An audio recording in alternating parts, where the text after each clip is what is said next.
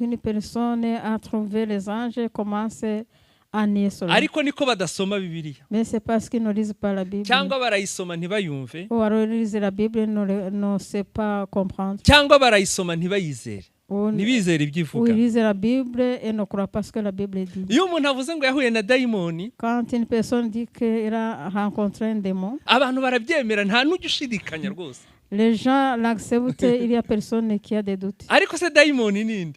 Mais le démon, c'est quoi? Yari marayika C'était l'ange. cyangwa aracyari na marayika Ou alors il est encore même l'ange. ariko w'umwijima. Mais l'ange de Ariko umuntu ténèbres. yavuga ngo yabonye marayika ngo Mais quand une personne dit j'ai trouvé un ange, on commence à dire abantu bakizera abadayimoni kurusha uko bizera abamarayika les b'Imana. gens croient aux démons plus qu'ils croient aux anges. Rero marayika yaramubwiye, L'ange lui a dit, arahaguruka aragenda. et il s'est levé, il est parti. Ageze aho yajya agahura n'uriya munyetiyopiya, Arrivé là où il allait, il a rencontré un Éthiopien.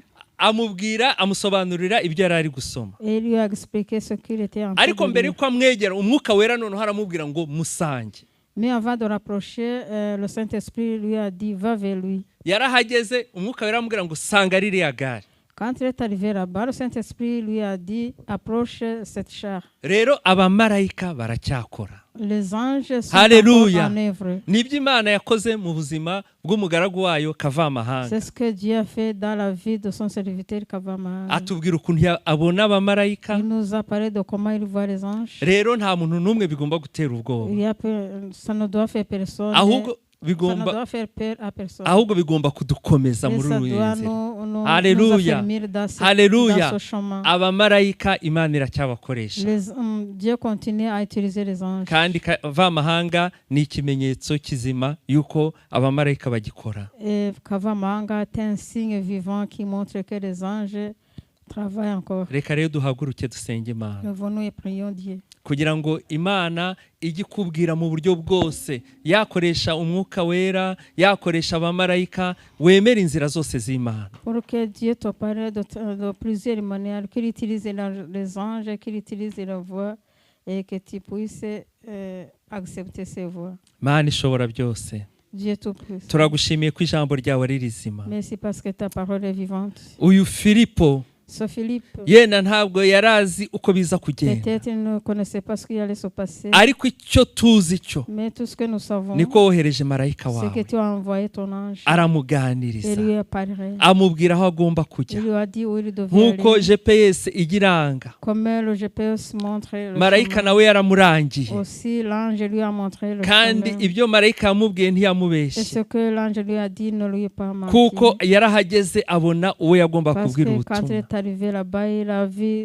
celui à qui il devait donner le message. Turakwinginze rero ngo natwe ujye udukoresha mu buryo bwose, Seigneur, nous te supplions de nous utiliser de toute manière kandi utubwire mu nzira zose, et de nous parler de toutes les voies. haba ukoresheje abamarayika bawe, Que tu utilises tes anges, wakoresha ijwi, que tu utilises une voix, wakoresha umwuka que wera, tu utilises le Saint-Esprit n'ubundi buryo bwose wakoresha. et d'autres manières que tu peux utiliser. Muri uyu mugoroba ugiye kutuganiriza Seigneur, tu vas nous parler ukoresheje umugaragu wawe Kavamahanga. et à travers ton serviteur Kavama. Turagushimiye ko ari wowe Merci wamutuzaniye. parce que c'est toi qui nous l'as amené. Turamusabiye rero ngo kuri uyu mwanya umukoreshe Nous ku buryo prions pour bukomeye. lui que à son moment tu puisses l'utiliser puissamment. Na Pasiteri Innocent ugiye Et que le kumusobanurira, pasteur innocent qui va lui interpréter, umwuka wawe wera nawe amubeho, que le Saint-Esprit soit sur lui maze bakore umurimo wawe. et qu'il puisse faire ton œuvre. Ni kubwa Yesu umukiza wacu tubisabye, C'est au nom de notre Sauveur Jésus que nous prions. amen. Amen. Karibu umukozi w'Imana. Bienvenue, serviteur de Dieu.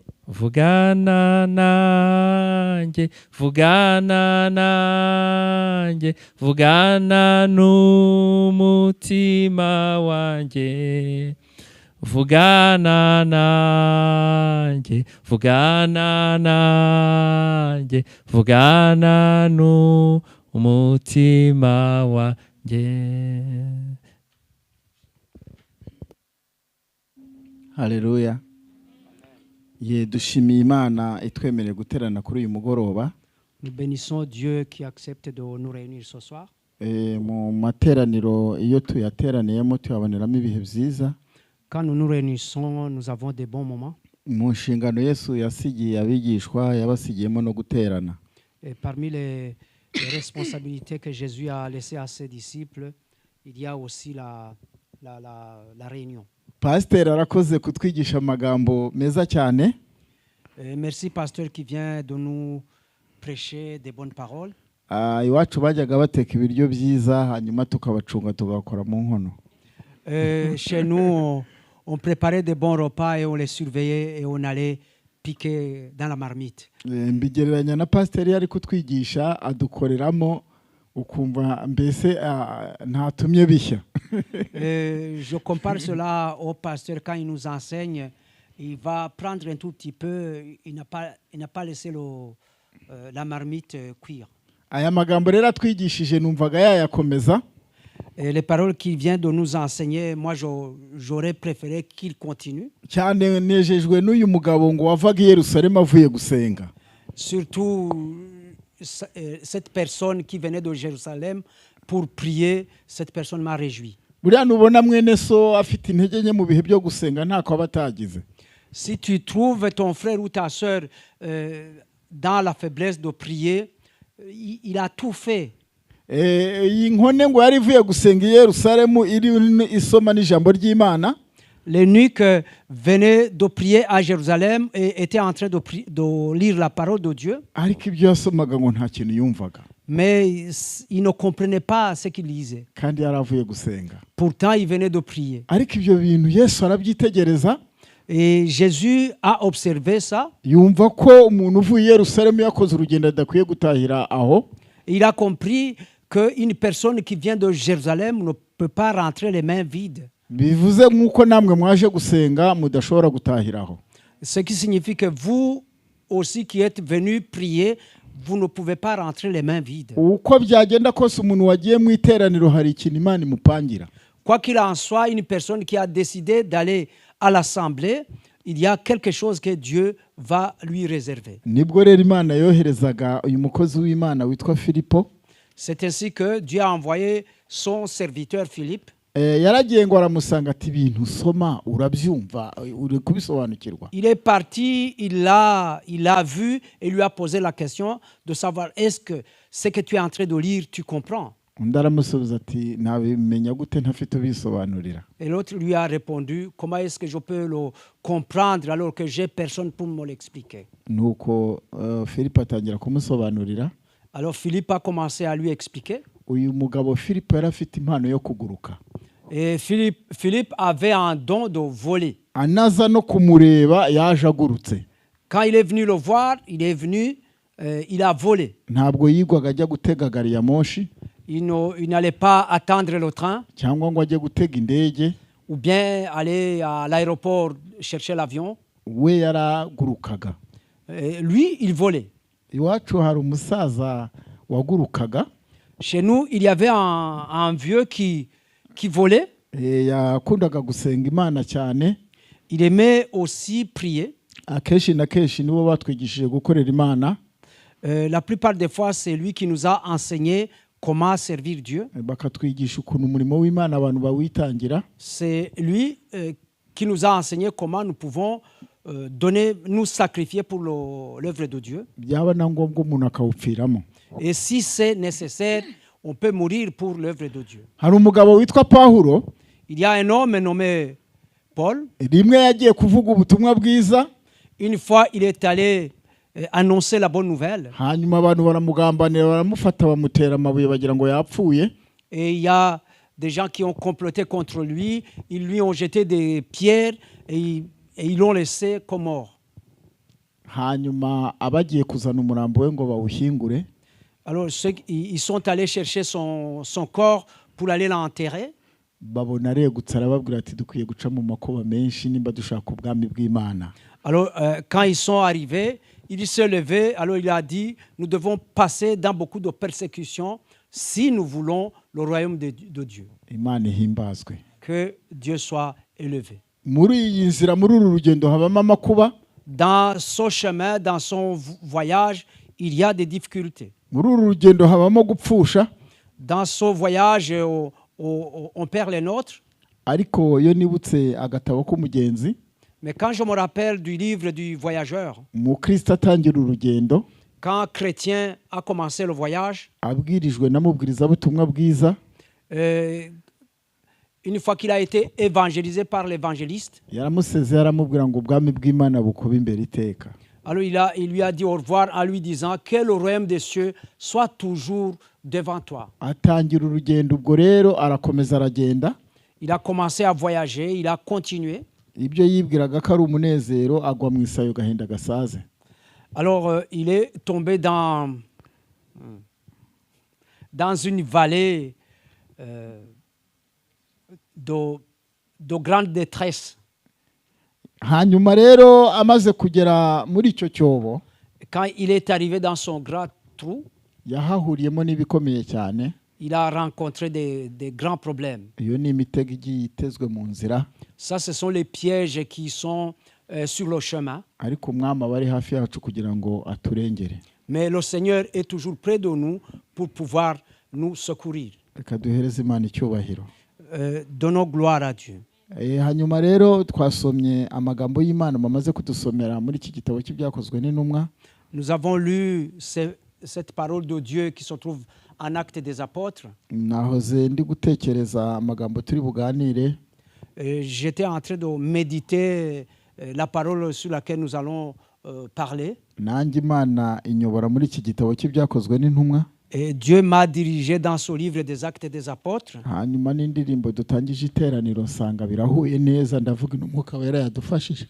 Et si je compare avec le chant avec lequel nous avons commencé, je constate que le Saint-Esprit nous a dirigés. Uwayoboye iteraniro atangije iriya ndirimbo ngo duhagarare hagati mu kiza. L'officiante a commencé avec le chant qui dit « Sois au milieu de nous, Seigneur ». Pasiteri asomye mu byakozwe n'intumwa. Et quand le pasteur a lu dans les Actes des Apôtres, Kandi nanjye nateguye mu byakozwe n'intumwa.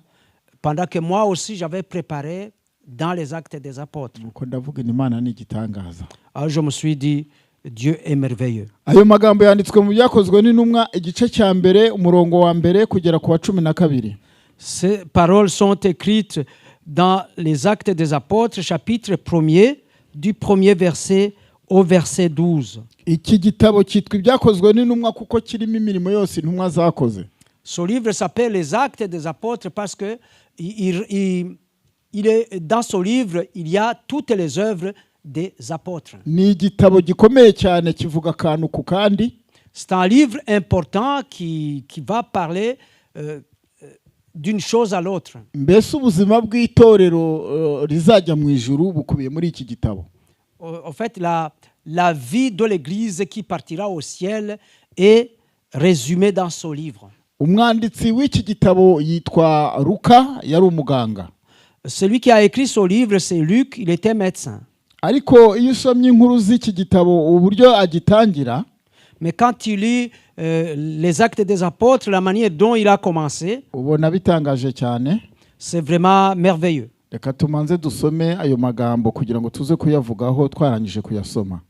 Lisons d'abord ces paroles pour qu'on puisse en parler après les avoir lues. Ibyakozwe n'intumwa igice cya mbere umurongo wa mbere turageza ku wa 12. Actes des Apôtres, premier chapitre, du premier verset au 12e. Yesu azamurwa mu ijuru, abigishwa basubira i Yerusalemu. Jésus est élevé au ciel et les disciples sont retournés à Jérusalem. Teofilo we, muri cya gitabo cya mbere nanditse ibyo Yesu yabanje gukora no kwigisha byose kugeza ku munsi yazamuriwe mu ijuru, amaze gutegeka intumwa yatoranije, azitegekesha umwuka wera. Théophile, j'ai parlé dans mon premier livre de tout ce que Jésus a commencé de faire et d'enseigner dès le commencement jusqu'au jour où il fut enlevé au ciel, après avoir donné ses ordres par le Saint-Esprit aux apôtres qu'il avait choisis. Amaze kubabazwa ababonekera ari muzima, atanga ibimenyetso byinshi, agumya kubabonekera mu minsi 40 avuga iby'ubwami bw'Imana.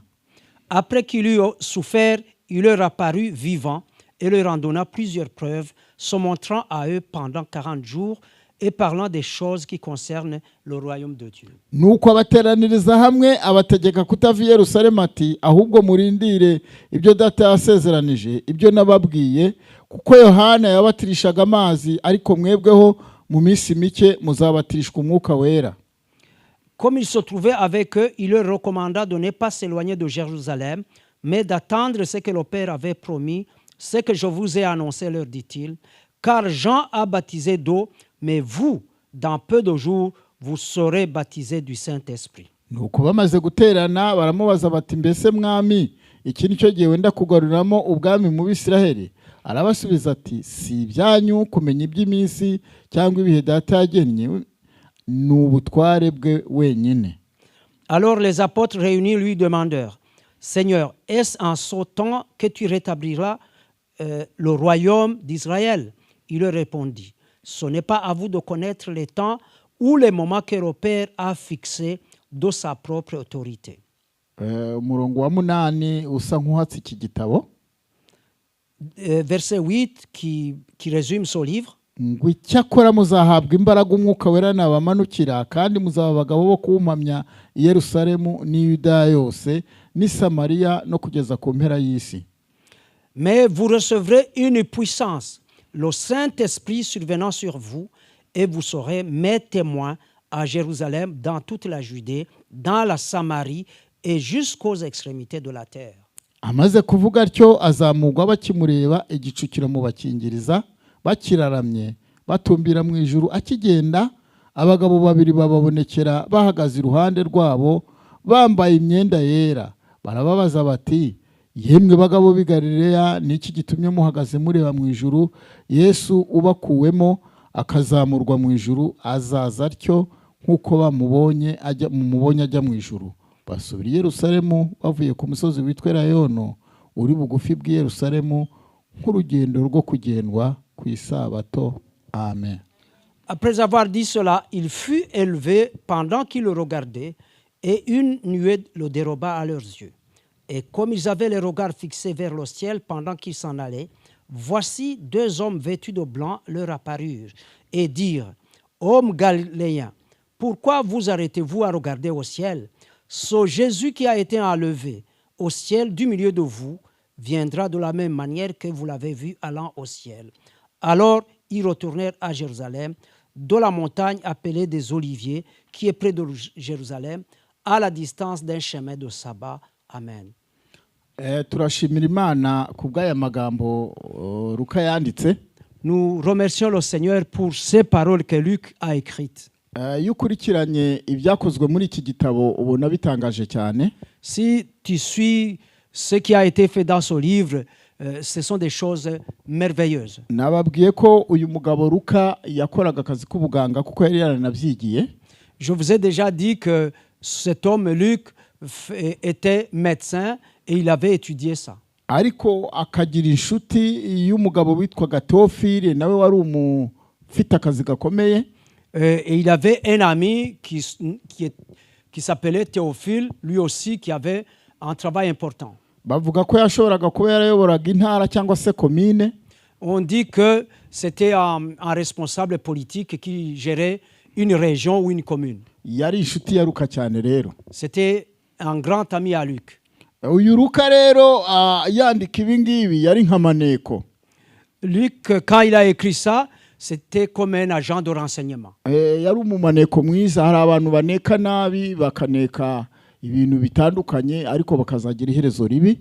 C'était un bon agent de renseignement. Il y a des agents de renseignement qui ne font pas leur travail comme il faut et qui ont souvent une mauvaise fin. Niho yandikiye umugabo Théophile, bivuga ko Théophile yari yaramutumye kuza kuneka iby'intumwa zakoraga. S'il a écrit à Théophile, ça veut dire que Théophile l'avait envoyé pour chercher les informations et savoir ce que faisaient exactement les apôtres. Nuzasoma igitabo cya Luka, Evanjiri ya Luka. Si tu lis l'évangile selon Luc, uzasanga nanone amakuru yaraherezaga Théophile. Tu vas retrouver que les informations que Luc avait les envoyait à Théophile. Hari aho yanditse aramubwira ati ibyo bintu narabikurikiranye sanga atari ibinyoma, sanga ari imvaho.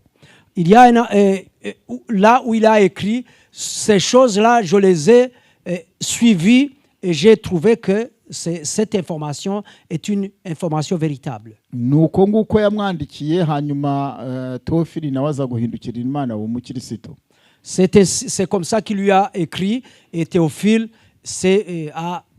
a choisi Dieu et il est devenu chrétien. Iyo rero usomye aya magambo yanditse uyu mugabo Luka usanga ari amagambo aryoshye cyane.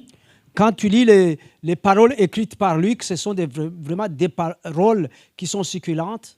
Iki gitabo ubona ari nk'umufuniko w'ubutumwa bwiza bw'intumwa zagiye zikora. Ce livre ressemble à un couvercle de l'évangile des œuvres que les apôtres ont faites. Hari ibitabo bine bikibanziriza, harimo Matayo, hakazamo Luka na Mariko na Yohana, ni ibitabo bine. Il y a 4 livres qui précèdent les actes des apôtres, celui de Matthieu, de Marc, de Luc et de Jean. Hanyuma rero ngo Luka yakurikiranye ibi bintu kugeza umunsi Yesu yazamuriwe asubira mu ijuru. Luc a suivi ces choses jusqu'au jour où Jésus a été élevé au ciel. Ntekereza kuri aya magambo kugira ngo tuyaganireho. En méditant sur ces paroles pour que je puisse nous puissions en discuter. Natekereje ukuntu umuntu agakizwa umunsi umwe agakizwa hanyuma agahagararira hakajya abwira abantu ati narakijijwe, ariko ubundi umuntu arakizwa akanakura mu gakiza.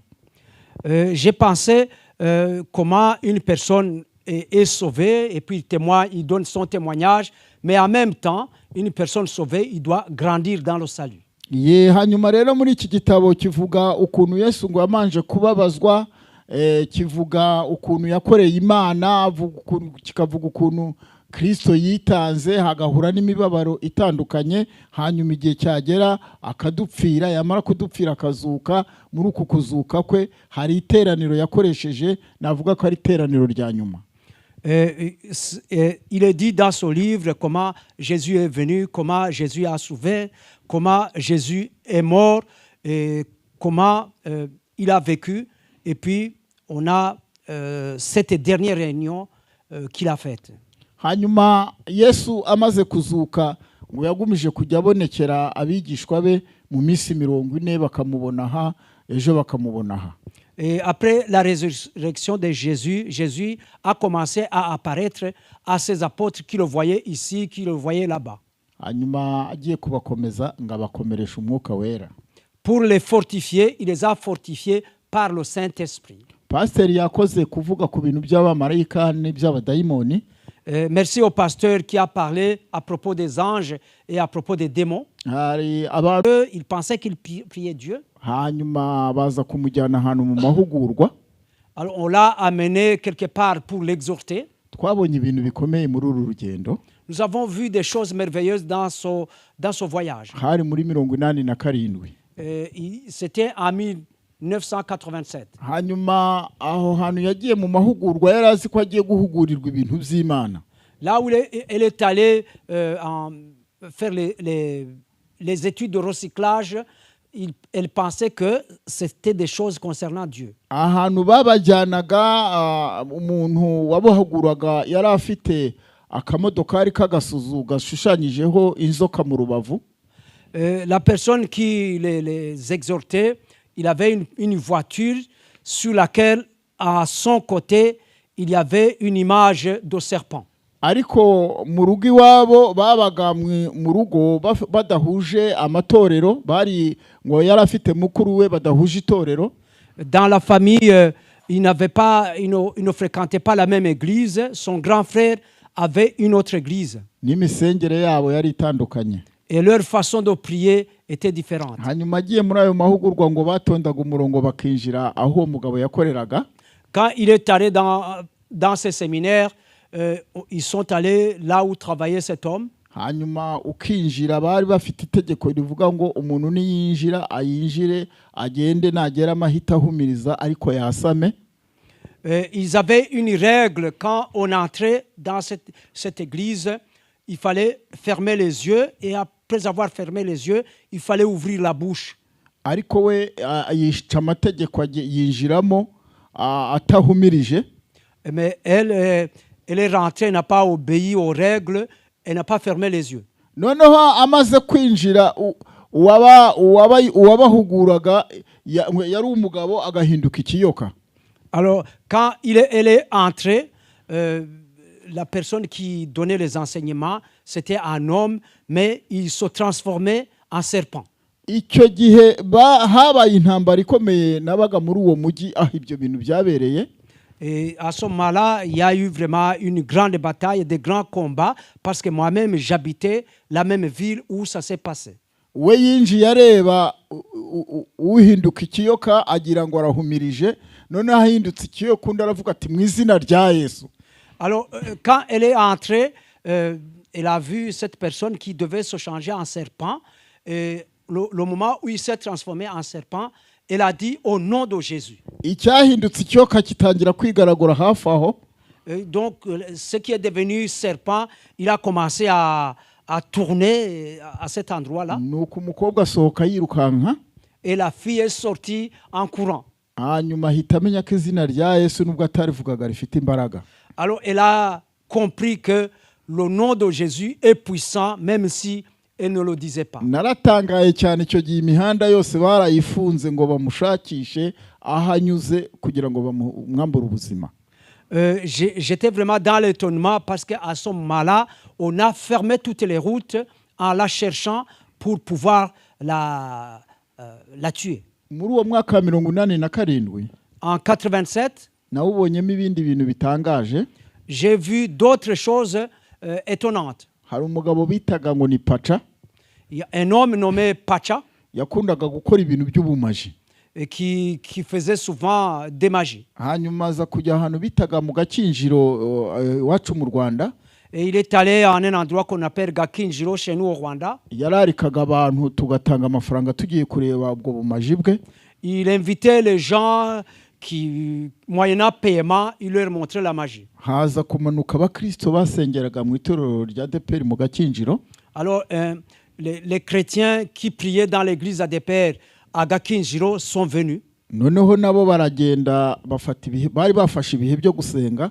Ils avaient pris des moments de prière et ils sont venus. Baraza bariha amafaranga nk'uko abandi barishye. Ils ont payé comme les autres. Ariko ntibari bakeneye kureba ibyo Pacha yerekana. Mais ils n'avaient pas besoin de regarder ce que Pacha montrait. Ariko bari bagamije kumwereka ko hari izindi mbaraga zibaho zikorana n'abantu b'Imana. Ils avaient comme objectif de démontrer à Pacha qu'il y a d'autres puissances plus puissantes que celle de Pacha. Ubu mwicaye ahangaha hari izindi mbaraga mukorana nazo zirenze iz'abadayimoni. Maintenant que vous êtes assis, il y a des puissances qui sont avec vous et ces puissances sont plus fortes que les puissances des démons. Ubwo baraza binjira aho ngaho muri iyo salle Pacha yagombaga kwerekaniramo ibyo bintu bye. Alors ils sont rentrés dans la salle où Pacha devait faire ses démonstrations. Iyo salle nanjye nari nyirimo. Et j'étais dans la salle.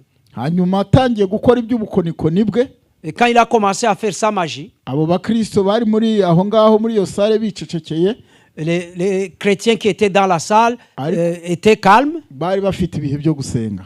Mais ils avaient des moments d'intercession. Pacha aragerageza biranga. Pacha a tout essayé, rien n'est allé. Yafataga umucanga akawuhindura isukari. Il prenait du sable, il transformait en sucre. Akayiha abantu ngo barye bumve bakayirya. Et il donnait le sucre aux personnes présentes et pour sentir et pour goûter, et il goûtait. Agafata mushwara akayihindura igitabo kinini. Il prenait un mouchoir et le transformait en un grand livre. Yari afite ibintu byinshi yakoraga cyane. Il y avait beaucoup de choses qu'il faisait. Hanyuma arabigerageza ntibyakunda. Et il a tout essayé et rien n'a fonctionné. Kandi ubwo twari tuzuye muri salle utabona aho ukandagira no mu madirishya buzuye. Et là, la salle était remplie, tu ne savais pas où mettre ton pied, et autour de la maison, les fenêtres étaient pleines. Hanyuma ngiye kumva numva aravuze ati ntabwo biri bukunde. Alors, à un moment, il a osé dire que aujourd'hui, ce n'est pas possible. Atangira kuvuga ati hano harimo abantu bari gutuma ibintu bidakoreka. Alors, il a commencé à dire ici, il y a des gens qui font que les choses ne puissent aller. Hanyuma batangira kuvuga bati sabo bantu burya abantu bafite abadayimoni nta bwenge bagira. Baravuze bati sabo bantu basohotse tukirebera. Alors, les gens qui sont animés de démons, ils ne sont pas malins. Alors, ils ont commencé à dire, ces personnes-là qui nous empêchent de voir la magie, qu'ils sortent pour qu'on puisse voir la magie. hanyuma rero ubwo umuvurungano buratangiye. Alors un désordre a commencé. Bamwe bakavuga bati se nimba barimo batanze amafaranga yabo murabasohora mute kandi nabo barishye. Alors certains disaient, s'ils sont présents, ils ont payé comme les autres, pourquoi est-ce que vous devez les sortir? Bari nk'abantu bagera mu gihumbi n'amagana, ariko natangajwe n'ukuntu abantu babiri bahagaritse iyo migambi ya Satani. Il y avait plus d'un millier de personnes, mais j'étais étonné que 2 personnes seules ont pu arrêter les projets du diable. Nuko ahagarara imbere y'abantu yamwaye. Alors il était... il avait la honte et il s'est mis devant les gens. Aravuga ati abo bantu nimba badasohotse nta kintu kiri bukogwe. Alors il a dit, si ces personnes ne sortent pas, rien ne va marcher. Hanyuma naratangaye cyane. Et après, vraiment, j'étais dans l'étonnement. Ngiye kubona mbona baba Kristo barahagurutse. Alors j'ai vu les chrétiens, ils se sont mis debout. Baramubwira ngo ntuzongere n'ikindi gihe kwirata. Alors ils lui ont dit, ne te vante plus, même une autre fois, ne te vante plus. Ngo twagira ngo tugutangarize ko turi abakristo nitwe twanze yuko ibyo bintu bikora. Nous avons voulu te déclarer que nous sommes chrétiens et c'est nous qui avons empêché que ces magies fonctionnent. Nuko abo ba Kristo barasohoka barigendera. Et ces chrétiens, ils sont sortis, ils sont partis. Guhera uwo munsi Paki ntago yongeye kugaruka muri ako gace. Depuis ce jour-là, Pacha n'est plus retourné dans ce coin. Kuko bari bamubwiye bati n'ikindi gihe ntuzongere. Parce qu'on lui avait dit, même une autre fois, ne recommence plus. Izo ni imbaraga z'abana b'Imana. Ça, c'est la puissance des enfants de Dieu. Buriya mubona mugenda. Si vous regardez quand vous marchez, hari imbaraga zibitse muri mwebwe. il y a des forces qui sont cachées en vous. Icyakora hari inkuru numvishe z'umuntu wanyagiranywe n'umutaka. Il y a une nouvelle que j'ai entendue, quelqu'un qui a été mouillé par la pluie pendant qu'il avait le parapluie. Umuntu yigeze gusura abantu abona umutaka wegetse mu nguni. Une personne qui a une fois a visité d'autres personnes et il a vu un parapluie qui était dans un coin. Nuko arabaza ati kiriya kintu ni igiki? Alors il a demandé, c'est quoi ça? Baturiya n'umutaka umuntu yitwikiriye imvura iguye ntimunyagire. Alors on lui a dit, ça c'est un parapluie que l'on utilise quand il pleut pour que on ne soit pas mouillé. Bati niyo izuba ari ryinshi cyane urawitwikira ntirikwice.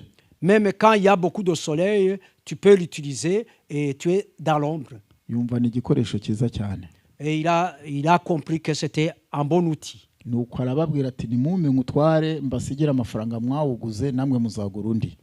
Alors il a demandé, donne-moi le parapluie, je vais vous donner l'argent que vous avez dépensé pour l'avoir, comme ça vous allez acheter un autre. Umutaka arawutahana anezerewe. Alors il est rentré avec la pluie, avec le parapluie dans la joie.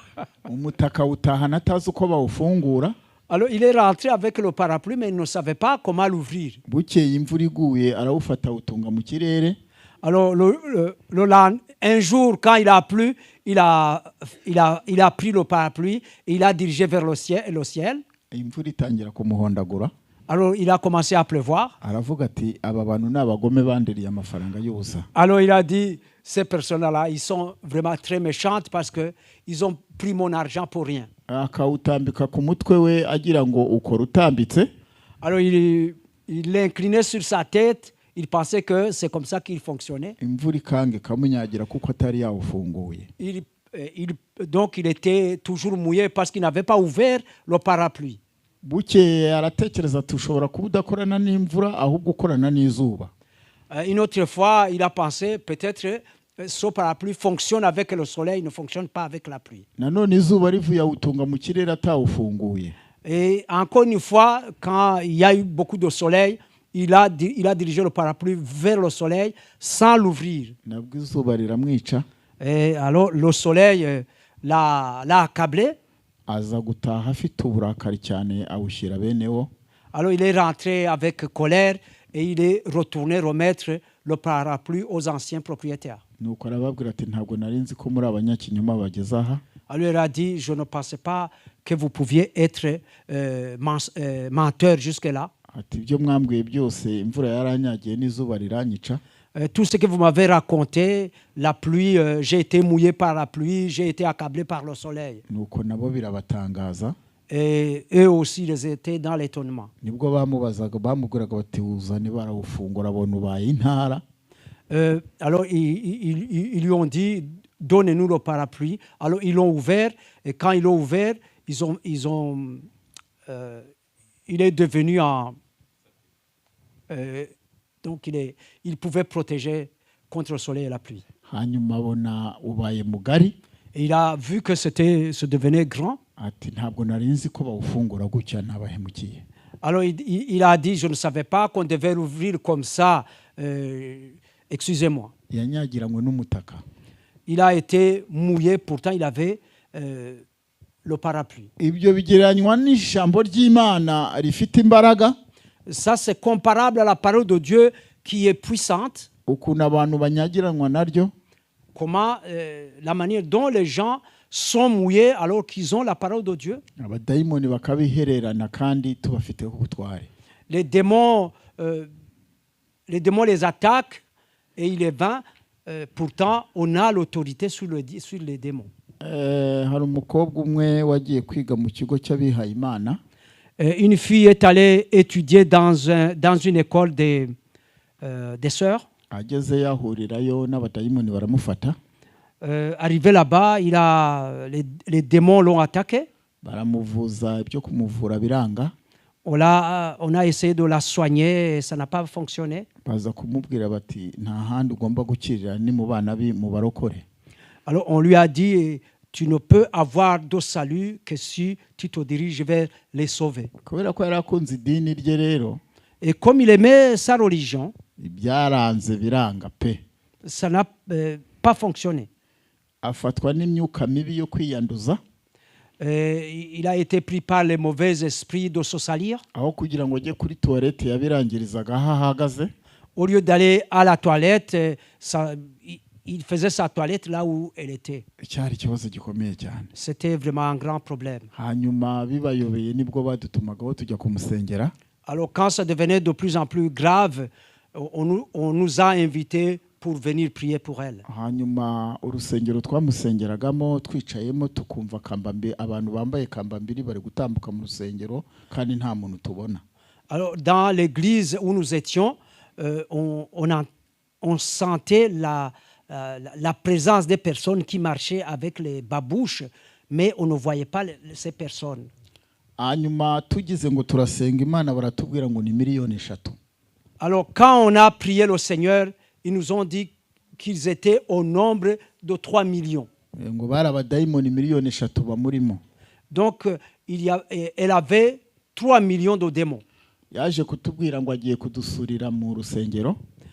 Alors elle nous a dit qu'elle allait péter. C'est ça? Hein? Bon.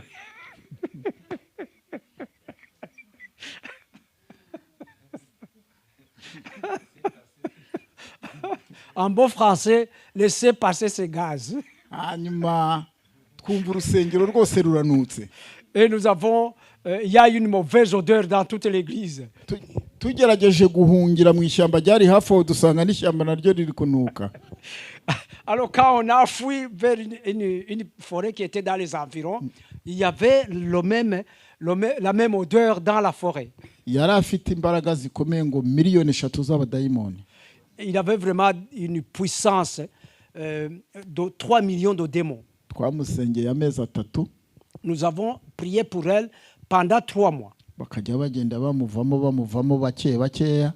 Et les démons sont partis petit à petit. ubu ni umudamu nawe arubatse afite urugo. C'est maintenant une femme mariée, il a sa famille. twagiye tubona ibintu bikomeye muri uru rugendo. Nous avons vu des choses extraordinaires dans ce voyage. tukabona ukuntu imyuka mibi ifata abantu ikabahemura. Nous avons vu comment les mauvais esprits prennent des gens et les font tomber. rero abadayimoni bariho ariko baratsinzwe. Non, les démons existent, mais ils ont été vaincus.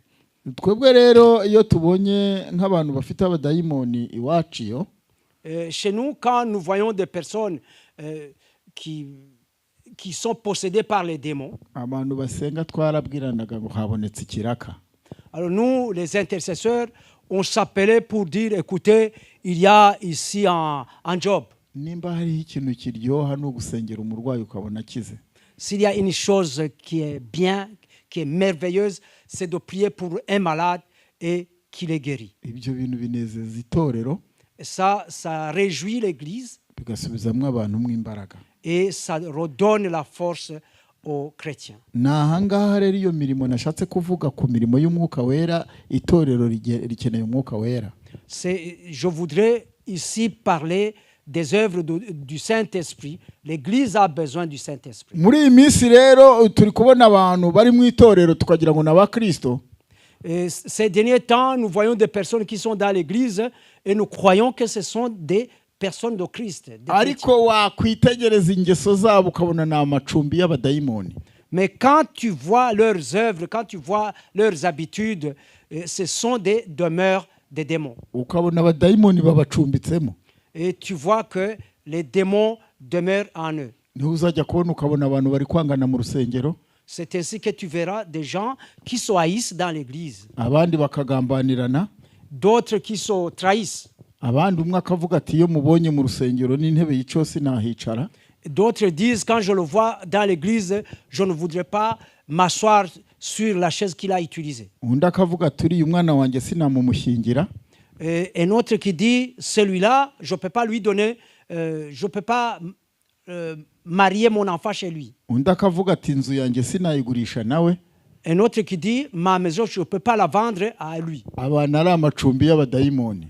Et là, ce sont des demeures des démons. Ariko umwuka wera, Mais le Saint-Esprit, Yesu yabwiye abigishwa be, Jésus a dit à ses disciples, arabateraniriza hamwe akoresha iteraniro rikomeye cyane. il les a réunis, il a fait une grande assemblée. Arababwira ngo abateranyiriza hamwe ahantu hitwa Yerusalemu. Et alors, il leur a réunis en un endroit, un seul endroit, Jérusalem. Arababwira ati ntimuzigere muva i Yerusalemu mudahawe ibyasezeranijwe. Alors, il leur a dit, ne quittez jamais Jérusalem avant que la promesse ne soit accomplie. Iri teraniro yakoresheje, Cette assemblée qu'il a faite, yararirangije abasezeraho. et après cette assemblée, il leur a dit au revoir. Nuko azamuka bamureba. Alors, il est monté et ils ont vu sa montée. Imana ishimwe ko atagiye nk'umurabyo. Dieu merci parce qu'il n'est pas parti comme un éclair. Yazamutse gahoro gahoro gahoro gahoro. Il est monté doucement. Niho tuza tubwira abantu, nkabwira abantu ukuntu nazamukiye ku mbaho. Et quand je dis aux personnes que je suis monté sur des planches, Abantu bagatangara cyane. et les personnes sont dans l'étonnement. Nibuka kugira ngo ngaruke mu gitondo nasabye kugumayo. Ndavuga ni mwaretse nkigumira ahangaha, barambwira bati ntabwo urahaguma ugomba gusubirayo. Alors je me rappelle que j'ai demandé à rester là-bas. Alors ils m'ont dit, tu ne peux pas rester ici, tu dois retourner là-bas. Hanyuma nza gushyira mu bwenge bwa kimuntu, ndavuga nubwo uyu muntu abaha reka mwegere mufate ikanzu tugundagurane ndaguma aha. Alors j'ai mis l'intelligence de l'homme. Je me suis dit, comme cette personne vit ici, je vais prendre sa robe, comme ça je vais rester avec lui. Natekereza icyo gitekerezo ahubwo nibona namanutse ndi nk'iburuseri. J'ai eu cette idée dans ma tête et je me suis vu déjà descendu comme si j'étais déjà à Bruxelles. Nambona nambaye ibikabutura byacitse n'ibikote byacitse n'ikikote gishaje. Alors je me suis vu habillé en short déchiré, une veste déchirée. Nubwo nari ngarutse mu mubiri. Alors là, je revenais dans le corps. Mu ijuru iyo wareba uyu mubiri babona ari nk'ibintu by'ibihu byaboze biri aho ngaho. Alors au ciel, quand on regarde la chair, c'est comme des peaux pourries. Uyu mubiri bawureba nkaho ntacyo uri cyo. On voit notre chair comme s'il ne valait rien. Iri teraniro rero Yesu yateranye n'abigishwa be. Cette assemblée que Jésus a eue avec ses disciples, ngo yabategekesheje umwuka wera ababwira kutava i Yerusalemu. Il les a ordonnés par le Saint-Esprit et il leur a dit de ne pas quitter Jérusalem. Na nyina Bikira Mariya yari ahari. Sa maman, la Vierge Marie, était là. Nawe yagumanye n'abandi muri iryo teraniro. elle aussi est restée avec les autres pendant cette assemblée. ariko ababwira ijambo rikomera avuga ati cyakora muzahabwa imbaraga umwuka wera nabamanukira. Mais il leur a dit une parole importante qui dit « Mais vous recevrez une puissance, le Saint-Esprit survenant sur vous. » Abantu batazi imbaraga z'umwuka wera Les gens qui ne connaissent pas la puissance du Saint-Esprit, babifata nk'uko nguko bisanzwe bakagira ngo nta mbaraga bigira. ils le prennent normalement, ils pensent que ça n'a pas de puissance. Twabonye imbaraga z'umwuka wera ukuntu zikora.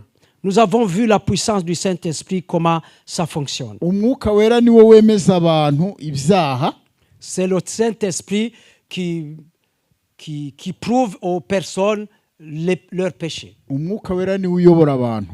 C'est le Saint-Esprit qui conduit les gens. Abantu bajya bagira ibitekerezo kumva bari kubaza ibibazo bakavuga bati ibi nibi bakabaza bati ku myambarire, ibyo byose ni ingaruka zo kutagira umwuka wera. Les personnes posent beaucoup de questions, par exemple, comment est-ce qu'on doit s'habiller? Tout ça, c'est parce qu'on n'a pas la puissance du Saint-Esprit. Umwuka wera ayobora abantu mu bintu byose. Le Saint-Esprit conduit des personnes en toutes choses. Nari mfite umuyobozi umwe wacu ku itorero wayoboraga muri leta. J'avais un dirigeant politique dans notre église. Ariko akaba umuririmbyi. Mais en même temps, c'était un chantre. Hanyuma bukeye komite irateranira avuga iti wowe uzajye witwara gutya turagukomoreye kubera akazi ukora. Alors un jour le comité lui a dit, toi tu vas te comporter comme ça à cause du travail que tu fais. Ukagira ngo nibo ijuru ni iryabase. C'était comme si le ciel appartenait à leur papa. Ubwo harabo barakanda abandi babareke. Il y en a certains qui doivent suivre une rigueur et d'autres non. Noneho baramukomorera. Et ils l'ont laissé. Aryamye nijoro kuko yasengaga Imana. Comme c'était un intercesseur, pendant qu'il dormait la nuit, Imana imutegeka kujya ajya mu kazi ateze igitambaro. Alors Dieu l'a ordonné que quand elle va travailler, elle doit porter le foulard. Icyo kintu yarakoze ni nkuko wabo n'inumi imwe mu bikona 200. La chose qu'elle a faite, c'est comme si tu voyais une seule colombe parmi 200 corbeaux. Cyangwa ukabona inyange mu bikona 200. Ou bien voir il y a un oiseau qui a la couleur blanche que tu peux voir dans 200 corbeaux. Vous savez que les corbeaux sont noirs. Mu gitondo rero yaragiye ajya mu kazi kubera ko yabitegetswe n'Imana. Le lendemain, il est parti travailler et comme il avait eu l'ordre de Dieu, hanyuma agenda yashyizemo cya gitambaro. Il est parti avec le foulard. Abayobozi yayoboraga bose nuko umwahamagara undi ati muze murebe. Alors tous ces subalternes qui se sont appelés un à un pour que ils viennent voir cette femme. Ati ni igitangaza gikomeye ati nabonye aho nakoreraga ari igitangaza kubera ko ari nge wari umuyobozi aho hantu. Alors elle m'a dit, j'ai vu ça comme un miracle parce que là où je travaillais, j'étais la sœur comme ça. Nuko umwe ngo nibwo yahagaze muri biro ye yumva umwabwira undi ati wabonye chef wacu ukuntu yaje yateze igitambaro. Alors il y en a un qui a dit, est-ce que tu as vu comment notre chef est venu avec un foulard? Undi aramusubiza ngo yajyaga tubeshya buriya yabyinjiyemo neza. Alors un autre lui a dit, celle-là, elle nous mentait. Maintenant, elle est bien là-dedans. Kubera ko yabitegetswe n'Imana. Parce que c'était un ordre de Dieu. Umuyobozi aza kusura aho bakoreraga mukuru mu nzego zo hejuru. Alors un grand responsable est venu les visiter. Agenda yambaye uko bamutegetse. Elle est partie habillée comme Dieu l'a ordonné. Baza kumushyira muri protocole ni wowe wagombaga kwakira abayobozi. On l'a mis dans le protocole, c'est elle qui devait recevoir les dirigeants. Ariko abamurebaga adafite inzara z'icyatsi baravugaga bati uyu nguyu we baramwirukana. Alors les personnes qui la regardaient, qui avaient des ongles qui n'étaient pas maquillés, alors ils ont dit, celle-ci on va la chasser. Muri make yasagukwe ntabwo yasaga n'abandi.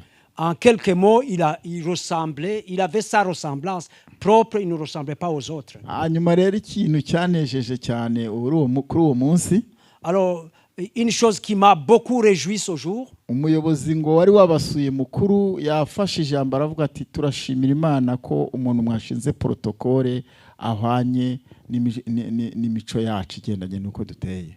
alors ce responsable qui est venu, il a pris la parole, il a dit, nous louons le Seigneur parce que la personne que vous avez désignée dans le protocole, elle correspond avec notre culture. Ati amanota yose muyaheshejwe n'imyambarire y'uriya mudamu. Alors il dit, tout l'honneur, vous l'avez grâce à l'habillement de cette femme. Abari bazi ko ari bwirukanwe mu kazi ahubwo bumva bahesheje amanota.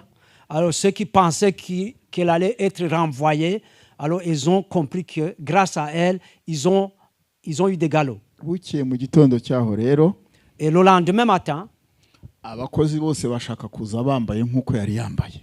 alors tous les travailleurs ont voulu s'habiller comme elle était habillée. Undi muyobozi wabo arababwira ati habaye ikibi ngibi ntabwo ari ibyanyu ni ibyuriya n'impano yahawe n'Imana. Alors le dirigeant qui était là, il leur a dit, ça c'est pas pour vous, ça c'est un don que Dieu lui a donné. Iyo myambarire ye yahinduye abantu muri iyo minsi. Donc sa façon de s'habiller a transformé les gens pendant ces moments. Nta muntu n'umwe utari umukozi w'Imana. Donc tout le monde peut être serviteur de Dieu. Ubu ubona wicaye aha hari umunsi Imana izagukoresha mu gihe utazi. Toi qui es assis ici, un jour que tu ne connais pas, Dieu va t'utiliser. Pasiteri mu kanya yari ari hasenga. Tout à l'heure, le pasteur était en train de prier. Noneho njye nagiye muyerekwa. Et moi, je suis allé en vision. Mbona zino ntebe zose zavuyemo. Et j'ai vu que les chaises qui sont ici étaient parties. Mbona runo rusengero rwahindutse umurima. Cette église était transformée en un champ. Yari intabire ishanje, intabire nziza cyane. C'était un champ prêt à être planté. Ngiye kwitegereza marayika arambwira ngo itegereze iyi ntabire uko imeze. Alors, l'ange m'a dit, regarde comment ce champ est fait. Igihe ntangiye kureba mbona hari kumeramo ibishyimbo biteye ku murongo. Quand j'ai commencé à ouvrir les yeux, j'ai vu des haricots qui sont plantés sur une ligne droite. Imana nibwo yambwiraga ngo hari umurimo yatangije hano ukomeye kandi nta kizawukoma mu nkokora. Dieu me dit, il y a une œuvre que Dieu a commencé ici et cette œuvre, personne ne va la déranger. Bivuze ngo mu minsi iraza kuza muzabona umusaruro w'ibihe by'amasengesho mumazemo iminsi. Ce qui veut dire que dans les prochains jours, vous allez avoir le résultat des moments de prière que vous venez de passer ces derniers temps. Hanyuma rero muri iri teraniro ryari kumwe iri teraniro ry'abigishwa hari umugabo warigiriyemo umwaka witwa Yuda Iskariote. Dans cette réunion des apôtres de Jésus, il y a un homme qui n'a pas eu beaucoup de chance, qui s'appelle Judas Iscariote. Ni umwe mu bantu bagendanye na Yesu cyane. C'est une des personnes qui ont été à côté de Jésus. Yari amuzi amusobanukiwe. Il connaissait bien Jésus. Mu bamugambaniye niwe wabonetsemo. C'est lui qui l'a trahi. Abantu bavuga ko yagambaniye Yesu. Les personnes disent qu'il a trahi Jésus. Buriya hari ikintu yakoze cyababaje Imana nicyo cyatumye arimbuka. Là, il y a une chose qu'il a faite et qui a attristé Dieu. C'est pour cette raison qu'il a péri. Muri ziriya ntumwa za Yesu harimo witwaga Yakobo. Dans les apôtres de Jésus, il y en avait un nommé Jacques. Yari mwene wabo wa Yesu. C'était le frère de Jésus. Yasaga na Yesu cyane ngo ntibashoboraga kubatandukanya. Il ressemblait à Jésus tellement qu'on avait du mal à les distinguer. Iyo babonaga Yakobo bagira ngo ni Yesu hise. Et quand il voyait Jacques, il pensait que c'est Jésus qui passait. Babona Yesu bakagira ngo ni Yakobo. Quand il voyait Jésus, il pensait que c'est Jacques. Hanyuma rero inama yo guhitana Yesu. Et la réunion pour arrêter Jésus. Nuko abayuda umwe abwira undi ati nidufata Yohana nidufata Yakobo tukagira ngo twafashe Yesu tuzica abantu babiri icyarimwe. Alors il y en a un parmi eux qui disait, si nous arrêtons Jacques, au lieu de Jésus? Est-ce que nous allons tuer deux personnes à la fois? hanyuma rero yakundaga kujya mu bantu yuda arababwira ati ngenzi kubatandukanya. Alors comme Judas aimait aller parmi les personnes, il leur a dit, moi je sais les distinguer. nibwo yabahaga ikimenyetso ati wo ndi busome azaba ari uwo. Et c'est ainsi qu'il lui a donné un signe. Celui à qui je vais donner un baiser, ce sera celui-là. icyo kintu rero nicyo cyababaje Imana bituma acirwaho iteka. C'est ça qui a attristé Dieu et c'est ça qui a fait que il est péri. muzabona abantu benshi bajya bagambanira abantu b'Imana. Vous verrez beaucoup de gens qui trahissent les hommes et les femmes de Dieu, abandi bakagambanira itorero et d'autres trahissent l'Église mu buryo butandukanye, de plusieurs manières, bakagira ngo ibyo bintu Imana ntabwo ibizi, et ils pensent que Dieu ne sait pas ça. iherezo ryabo ntabwo ari ryiza. Leur fin n'est pas bonne. ibi bintu rero mubona by'umurimo w'Imana, Ce que vous voyez dans l'œuvre de Dieu, ntabwo umurimo w'Imana umuntu awukora nk'uko ubwenge bwe bumuyoboye.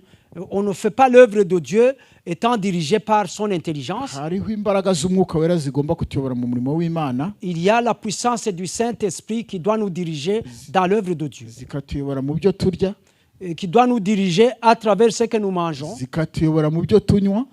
qui doit nous diriger à travers ce que nous buvons. uwitwa Yohana Umubatiza Le nommé Jean-Baptiste, yari afite imyambaro yagombaga kwambara. il avait des habits qu'il devait porter. iyo usomye muri Matayo ibice bitatu, Quand tu lis en Matthieu chapitre 3, ayo magambo iyo yasomye ubona ukuntu Yohana Umubatiza yatangiye akora umurimo w'Imana.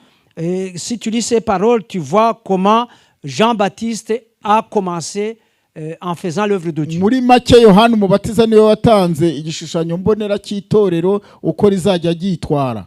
Donc, en quelques mots, c'est Jean le Baptiste qui a donné la carte de l'Église, comment elle devait se comporter. reka dusome Matayo ibice bitatu umurongo wa 4.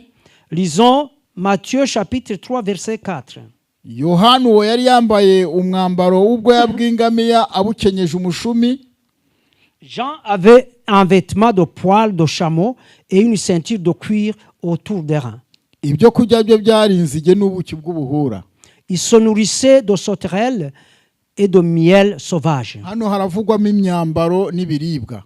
Ici, on parle de l'habillement et de la nourriture. kuvuga ko yari yambaye uyu mwambaro, mwibuke ko yavukaga mu bana b'abatambyi. Sachez bien qu'il était un fils des sacrificateurs. yashoboraga kwambara amakanzu meza y'abatambyi, Il pouvait porter de belles robes des sacrificateurs, ariko Imana yari yaravuze ko azajya yambara umwambaro ukozwe mu ruhu runaka. mais Dieu avait dit qu'il devrait porter des habits faits de cuir X. ategekwa n'ibiryo azajya arya.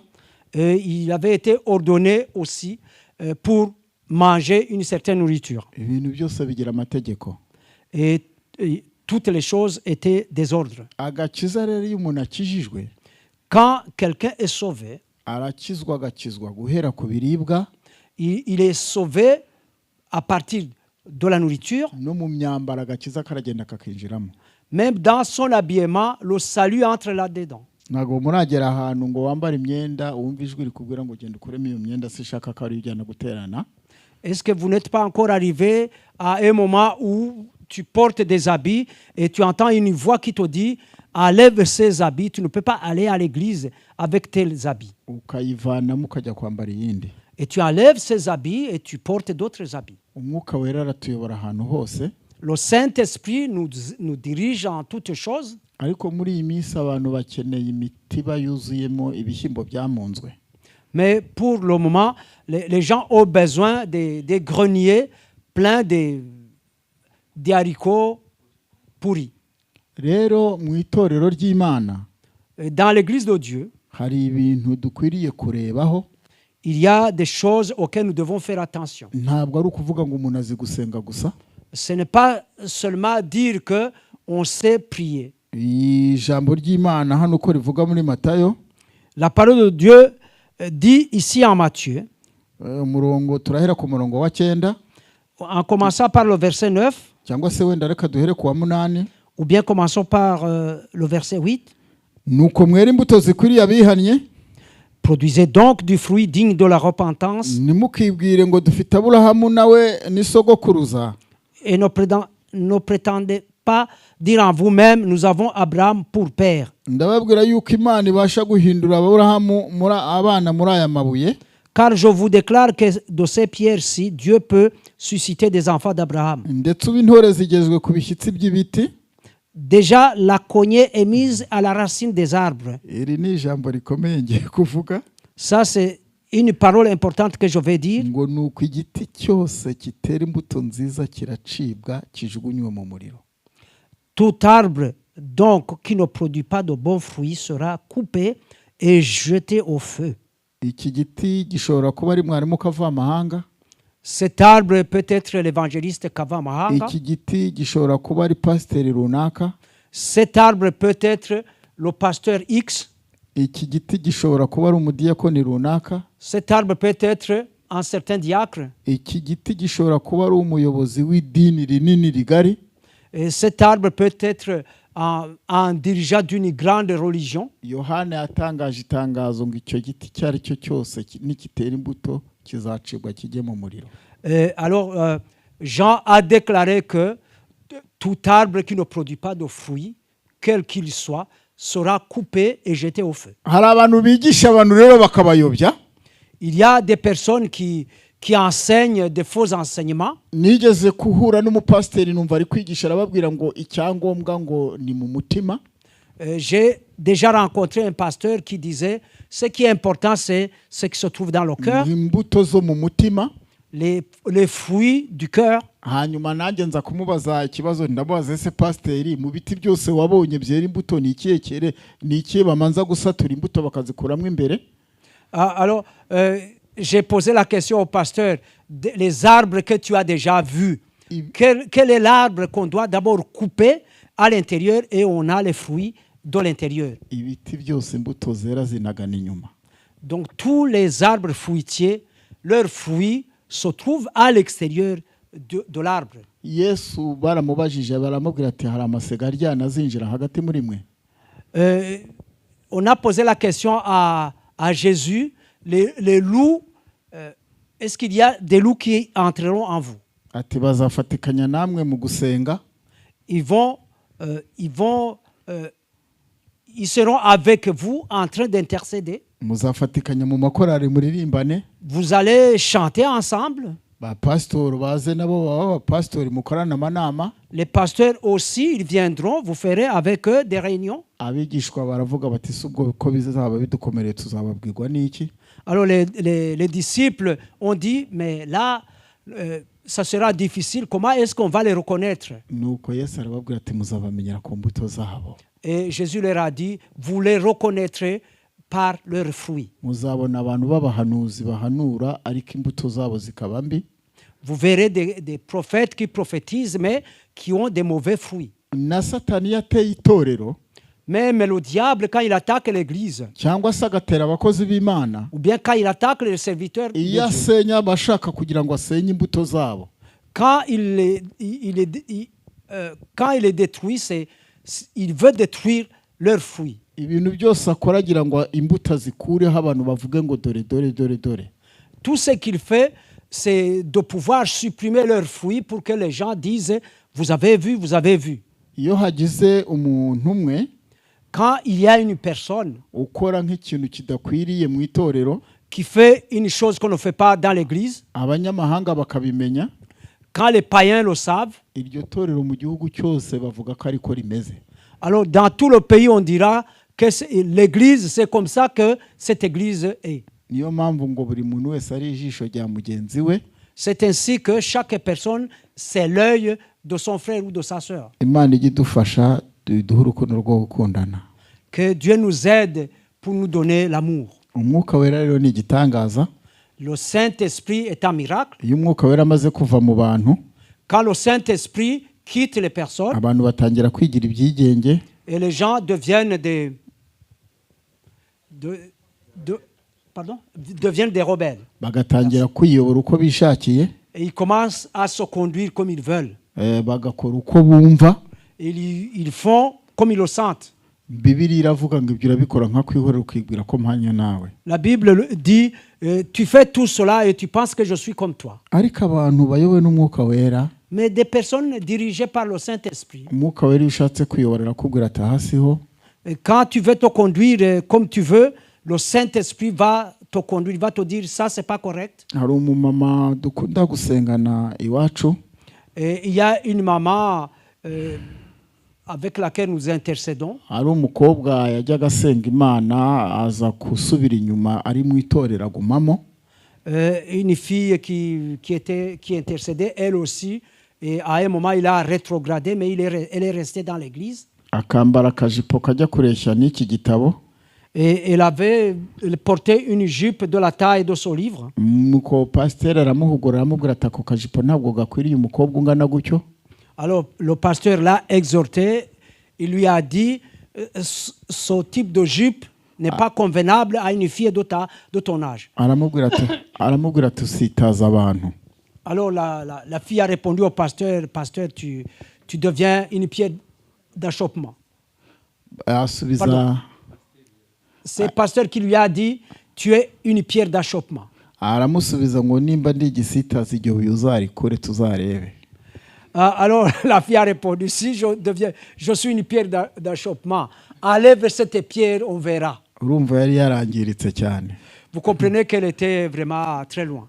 Buriya rero ibisiga bisa birasangira. Alors les corbeaux qui se ressemblent, les volailles qui se ressemblent partagent les repas. Imbwa ya hano muri Belgique Le chien d'ici en Belgique, ihuye n'imbwa yo muri Canada ziramenyana. quand ils rencontrent un chien du Canada, ils se reconnaissent. Kuko zose ziri mu muryango umwe. Parce que tous les deux se trouvent dans une même famille. Ikintu cyatangaje rero cyane, Et une chose qui a été étonnante, nubwo uwo mukobwa yambaraga ubusa mu itorero, cette fille qui était presque nue dans l'église, yabonyemo fiancé uhwanye nawe. elle a eu un fiancé de son calibre Wabonaga iyo myambarire nta kitwaye. qui voyait ce genre d'habillement comme normal. Barafiansanya bemeranya kubana. Ils se sont fiancés, ils ont décidé de vivre ensemble. Hanyuma azakora ubukwe ku wa gatandatu. Ils devaient faire le mariage, par exemple, ce samedi. Ajya koga muri douche, ajya kwiyuhagira. Yari buzakoresha ubukwe, yari buzashyingirwe ku wa gatandatu. Donc elle devait se marier samedi, alors elle est allée à la douche. Hanyuma ku munsi wa kane ajya koga, ari koga haza ngo umukecuru amusanga muri douche. Alors pendant qu'elle se lavait dans la douche, une vieille femme est venue dans la douche. Ahita amufata amukubita hasi muri douche. Alors elle l'a pris, elle l'a fait tomber dans la douche. Bari abantu bose bagwa muri douche ntabwo aba ari bo, hari umukecuru baba bahuriyemo nawe. Toutes ces personnes qui tombent dans la douche, c'est pas de même seulement. Il y a une vieille femme qui les fait tomber dans la douche. Hari n'abasigaye bajya kuryama ngo bagakubita umutwe ku musego w'igitanda baba bahuye n'uwo mukecuru. Il y en a même qui vont dormir alors qui font tomber la tête sur l'oreiller. Et ces personnes-là ont rencontré cette vieille femme. Abantu benshi bajya bagwa muri douche bagapfa bakagira ngo ni ibyaga, ariko baba bafite umuzimu bahuriyemo nawe. Il y a beaucoup de personnes qui meurent parce qu'ils sont tombés dans la douche et les gens pensent que c'est normal, mais il y a un démon qui les a rencontrés à la douche. Hanyuma ko gakecuru kahise kamukubita hasi. Alors cette vieille femme l'a fait tomber. Bategereje ubwo ibintu by'amakwe bikomeje babitegura naho umukobwa yapfuye kare. Alors pendant que il préparait la fête de mariage, la fille est décédée. Ariko Imana ikunda ikiremwa muntu. Mais Dieu aime sa créature. Imana yari yasanze abanyamasengesho bo kwitorero yasengeragamo nubwo yigiraga cyo. Dieu avait déjà trouvé les intercesseurs de l'église dans laquelle elle était. Ngo ndifuza ko muzasenga ku wa kane no ku wa gatanu ngo icyo muzasengera nzakibabwira. Alors Dieu leur a dit, je veux que vous priez jeudi et vendredi. Le sujet de prière, je vous l'annoncerai. Naho kumbi Imana yabonaga ko uwo mukobwa agiye gupfa. Parce que Dieu voyait que la fille allait mourir. nubwo yambaraga ubusa mu itorero, Même si elle portait cette petite jupe presque nue dans l'église, Imana yaramukundaga. Dieu l'aimait toujours. Imana ikunda abanyabyaha muyimera icyubahiro. Dieu aime les pécheurs, donnons-lui gloire. Yaravuze ngo ntabwo yishimira ko umunyabyaha apfa. Il a dit qu'il n'est pas content qu'un pécheur meure. Mama we sinzi ukuntu yaje kuza ngo aganye mu nzu asanga umukobwa agaramye aho ngaho yambaye ubusa uko yavutse. Alors, la maman est venue à la douche par hasard. Elle a trouvé sa fille dans la baignoire toute nue. Nuko ngo arumirwa aratabaza avuza induru. Alors elle a crié. Avuza induru ikomeye cyane. Elle a vraiment crié. Abantu barahurura. Alors les personnes sont venues. Bahageze basanga yarangije kuvamo umwuka. Alors quand ils sont arrivés, elle était déjà morte. Bahamagara abaganga barahagera. On a fait appel aux médecins. Baravuga bati byarangiye no kuzamushyingura. Et les médecins ont constaté le décès. Alors il ne restait qu'à l'enterrer. Bitabaza abakonikoni. Ils ont fait appel aux magiciens. Nabo barahagera babona bakora iby'ubukonikoni bwabo biranga. Ils sont venus, ils ont essayé leur magie, ça n'a pas fonctionné. Inkuriza kugera kuri babantu bariho basenga. Alors la nouvelle est arrivée aux personnes qui étaient en train d'intercéder. Barababwira bati wa mukobwa wo kwakana karapfuye. Alors on leur a dit la fille d'hôtel vient de mourir. Bagenda bagiye kumureba. Alors ils sont partis pour aller la voir. Bagize ngo barabaza mama we arabatuka ngo nabarohame. Alors quand ils ont posé la question à leur maman, il leur a dit vous êtes des noyés. Yohana yaranditse ngo bakundwa ngo turabana b'Imana ngo ariko ko tuzasa ni kurerekanwa ngo icyo kora ni yerekanwa ngo ko azabasa niko tuzaba dusa. Jean a écrit bien-aimés de Dieu, nous sommes des enfants de Dieu. Comment nous allons ressembler, nous ne savons pas encore, mais ce que nous savons, c'est que nous allons lui ressembler. Hanyuma uwo mumama uwo mukobwa ubu ni umumama yaje kumbwira ngo muganga wari uhari ngo yabagiriye inama nibyo bamubwiye kuko yari yapfuye ngo muganga yarababwiye ati kwa twahageze ukabyemera abapfumu ko wabazanye bakamugeraho abakara barokore basenganaga nawe waretse nawe bakamugeraho. Alors le médecin a dit à la maman qui venait de les traiter de noyés, il lui a dit tu as laissé les magiciens, les sorciers venir et tu as accepté, tu as laissé les autres venir, tu as accepté. Pourquoi est-ce que tu refuses aux sauvés qui priaient avec elle? Igihe rero cyarageze nyina aravuga ngo ngaho mwabarohame mwe namwe ni mugende. Alors le moment est venu, alors la maman a dit allez vous aussi les noyés, allez-y. Hanyuma rero bamugezeho basanga arangije gupfa. Quand ils sont arrivés près d'elle, elle était déjà morte. Ariko bakibaza bakimvamo ko ari abadayimoni baje kumwiba. Alors ils pensaient que il s'agissait des démons qui étaient venus la voler. Batangira kuzenguruka umurambo we. Alors ils ont commencé à entourer son corps. Batangira gusenga Imana bahanye amazamu. Alors ils ont commencé à prier à tour de rôle. Babwira Yesu bati nimba ari abazimu baje kumufata nawe bakurikirana bafate. Alors ils ont dit à Jésus ce sont les démons qui sont venus la prendre, suis-les et prends-les. Bahenda Imana muri uwo mugoroba. Ils ont supplié Dieu ce soir. Kandi urugo rwari rwuzuyemo abantu. Et l'enclos était plein de personnes. Igikuba cyari cyacitse kuri ako gasozi. Donc le malheur était tombé sur cette montagne. Hanyuma rero ikintu cyakurikiyeho ngo uwari wamurambuyeho ibiganza yagiye kumva yumva atangiye gushyuha. Alors ce qui a suivi, la personne qui avait imposé les mains, il a senti que la fille devenait de plus en plus chaude. Uwari wahawe izamu ryo gusaba Imana ngo urukundo rw'Imana rumugarukeho. Celui qui était en ce moment en train de prier Dieu pour que l'amour de Dieu lui revienne. Ariko agiye gukanguka akanguka ari igitangaza gikomeye cyane. Et quand elle s'est réveillée, c'était vraiment un grand miracle. Yarambwiye ngo yarakangutse atangira kubona taburo iri imbere ye. Alors elle m'a dit que quand elle s'est réveillée, elle a vu un tableau qui était devant elle. itariki zose yakoreyeho ibyaha akabisoma imbere y'abitangaza muri abo bantu. Toutes les dates étaient marquées et il devait les lire et les déclarer devant ces personnes. aza kuvuga ati ku itariki ya 25 z'ukwezi kwa 9 kanaka, ntabwo mvuze izina rye, yarasambanye bamutera inda ati n'uyu munsi aratwite, nubwo yashakaga gushyingirwa atwite. Alors, elle a dit telle date, telle personne a fait la fornication avec telle. Même quand elle voulait être mariée, elle était déjà enceinte. hanyuma ababyeyi be baravuga bati mwari mukoze neza, ubwo yaragarutse mu mubiri ya nuko garutse yasaze. Alors ses parents ont dit mais vous venez de faire une bonne chose, elle est revenue à la vie, malheureusement elle est revenue folle. yataburivaho hazaho iyase. Alors après le premier tableau, son propre tableau, le tableau de son papa est venu. aravuga ati avuga se mu izina ati ku itariki ya 20 z'ukwezi kwa 4 yagiye kurarana n'umugore w'abandi muri hoteli bunaka.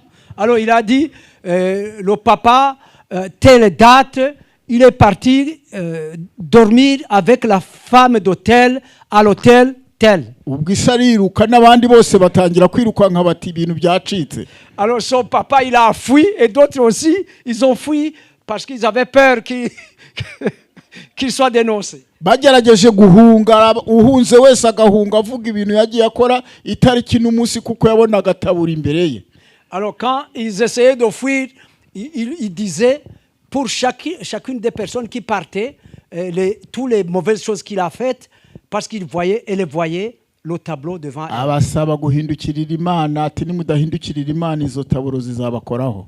Alors il a demandé à ces personnes de retourner vers Dieu, parce que s'ils ne le font pas, ce qu'ils ont fait, ça sera mauvais pour eux. muri bwa bwitange bw'abanyamasengesho, Dans le sacrifice des intercesseurs, hein, murumva ko havuyemo igitangaza gikomeye. et vous comprenez qu'il y a un miracle, un grand miracle qui s'est fait. ikintu rero ngo cyatumye agaruka mu mubiri, La raison pour laquelle il est revenu à la vie, nubwo yambaraga ubusa bwose mu itorero, même si elle s'habillait mal dans l'église, yari umukobwa ugira imbabazi. c'était une fille de miséricorde. Iwacu haba ibiti byitwa ibitovu Chez nous, il y a cyangwa amahwa, un type d'arbre qui a des épines. ariko nayo yitegereje ajya araba indabo nziza. Mais quand tu regardes ce genre d'arbuste, il porte de belles fleurs. ibyo bintu Imana yabishyiriyeho ngo ni amahwa akaraba indabo, kuko Imana yashakaga kwerekana ko nubwo umuntu yaba mubi igihe kijya kigera akagira imirimo myiza. Dieu, il a créé des choses comme ça, des arbustes qui ont des belles fleurs, en même temps qui ont des épines. C'est pour dire que une personne peut avoir des épines, mais elle peut porter de bons fruits. yari yaraguriye abantu 3 mitiweli, ubwishingizi bw'ubuzima 3. Elle avait déjà payé la mutuelle pour 3 personnes. muri iyo minsi yambaraga ubusa. Dans ces moments où elle avait sa petite jupe, sinzi ngo n'umukene yari yaraguriye ikabutura. il y a même un indigent pour qui il avait payé un short. hari n'undi mukene wari ukennye ngo yajyaga yibira ibiryo iwabo akamuha ibiryo bihiye. Il y a aussi une personne pauvre, que la fille volait la nourriture chez elle pour lui donner à manger. mu gihe rero yazukaga, Au moment où il a été ressuscité, aba bantu basengaga Imana, ngo Imana yaramubwiye ngo aba bantu nubwo babona basenze, ngo ngewe naje kugutabara numviye bari abantu, ngo ari ku rusinga najeho, naje kuri mitiweli waguriye bari abantu n'ikabutura waguze n'umuntu wahaye ibiryo. alors pendant qu'il y avait des intercesseurs qui intercédaient pour elle, Dieu a dit, je suis venu sur le fil de ces personnes-là, pauvres, à qui tu as donné à manger, à qui tu as payé la mutuelle, et pour cette personne pauvre à qui tu as donné à manger. buriya nimba hariho ikintu cyoroha cyane mu bitangaza no kuzura umuntu wapfuye. Mais s'il y a une chose facile dans les miracles, c'est de c'est de ressusciter une personne qui est morte. ku bantu b'abakristo kuzura umuntu wapfuye biraborohera cyane iyo muzi imirimo ye. Pour les chrétiens, il devient facile de ressusciter une personne morte quand on connaît ses œuvres. urumva uwo yagariwe na mitiweli yaguriye abantu n'ikabutura n'abo yahaga ibiryo. Celle-là est revenu à la vie grâce aux mutuelles qu'il a payées aux gens, à une personne à laquelle il a donné à manger et une personne pour laquelle il a acheté un short. Iyo ni imirimo y'umwuka wera. Ça, ce sont les œuvres du Saint-Esprit. buriya rero guhera uwo munsi rero amaze kuzuka, Depuis le jour où il a été ressuscité, bwa bujipo bwose yaragiye kubutwika. alors elle est allée brûler toutes les petites jupes. agura amajipo ahisha imyambarire ye mibi. Alors elle a acheté des jupes qui cachent sa nudité. ariko muri mwebwe hari umuntu wigeze agura umuneke basatuyeho? Parmi vous, y a-t-il quelqu'un qui a déjà acheté Tiens. une banane mûre qui a été déjà coupée? cyangwa ngo ugure voka basatuyeho? Ou bien tu as acheté un avocat dont une partie est partie? ubwo bwenge rero Imana ntabwo ikeneye abantu bambaye ubusa, tukwiye kujya twambara neza. Donc Dieu ne veut pas des personnes qui s'habillent mal.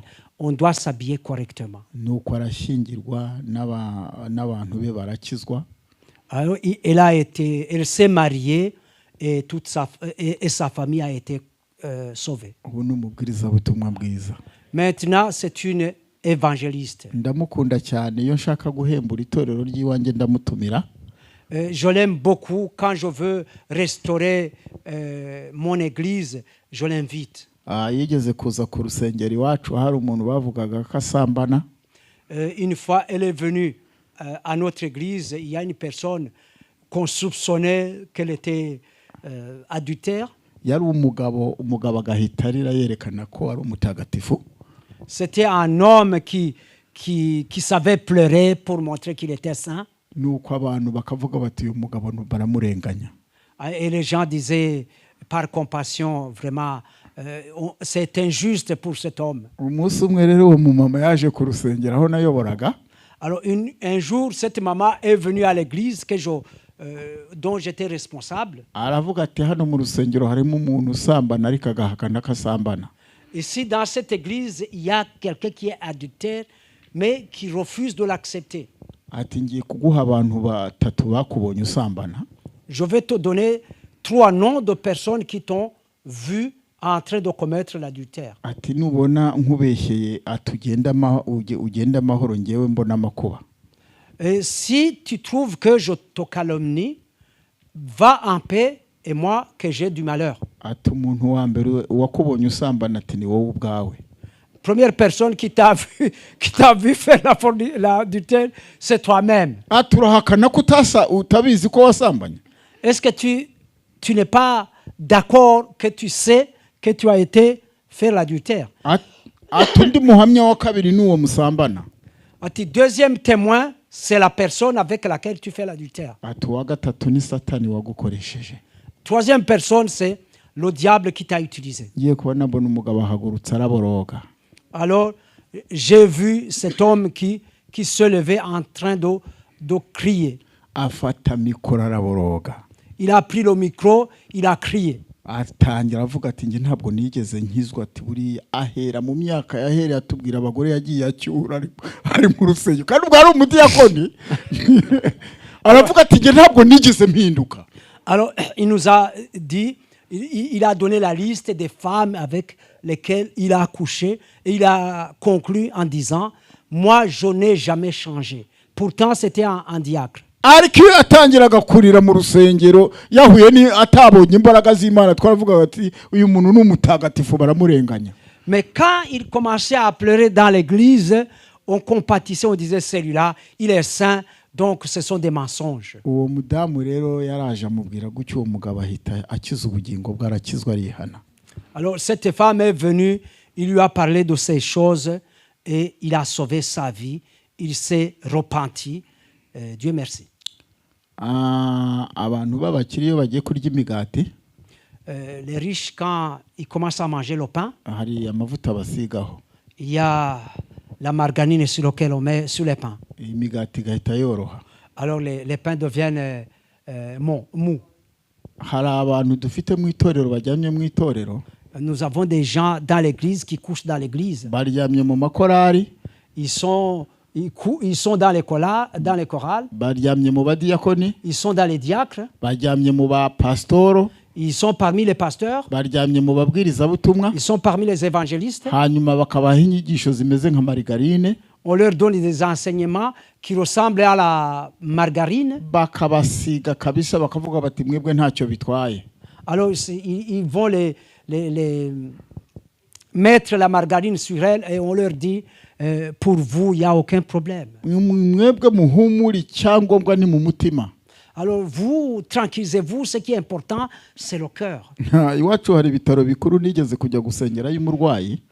Chez nous, dans un grand hôpital, je suis allé prier pour les malades. Kugira ngo uhinjire bamanza kugusaka, Avant d'entrer, on doit te fouiller. hanyuma tuhageze dufata ibyo twari dufite akamashini mbona karabitambukanye.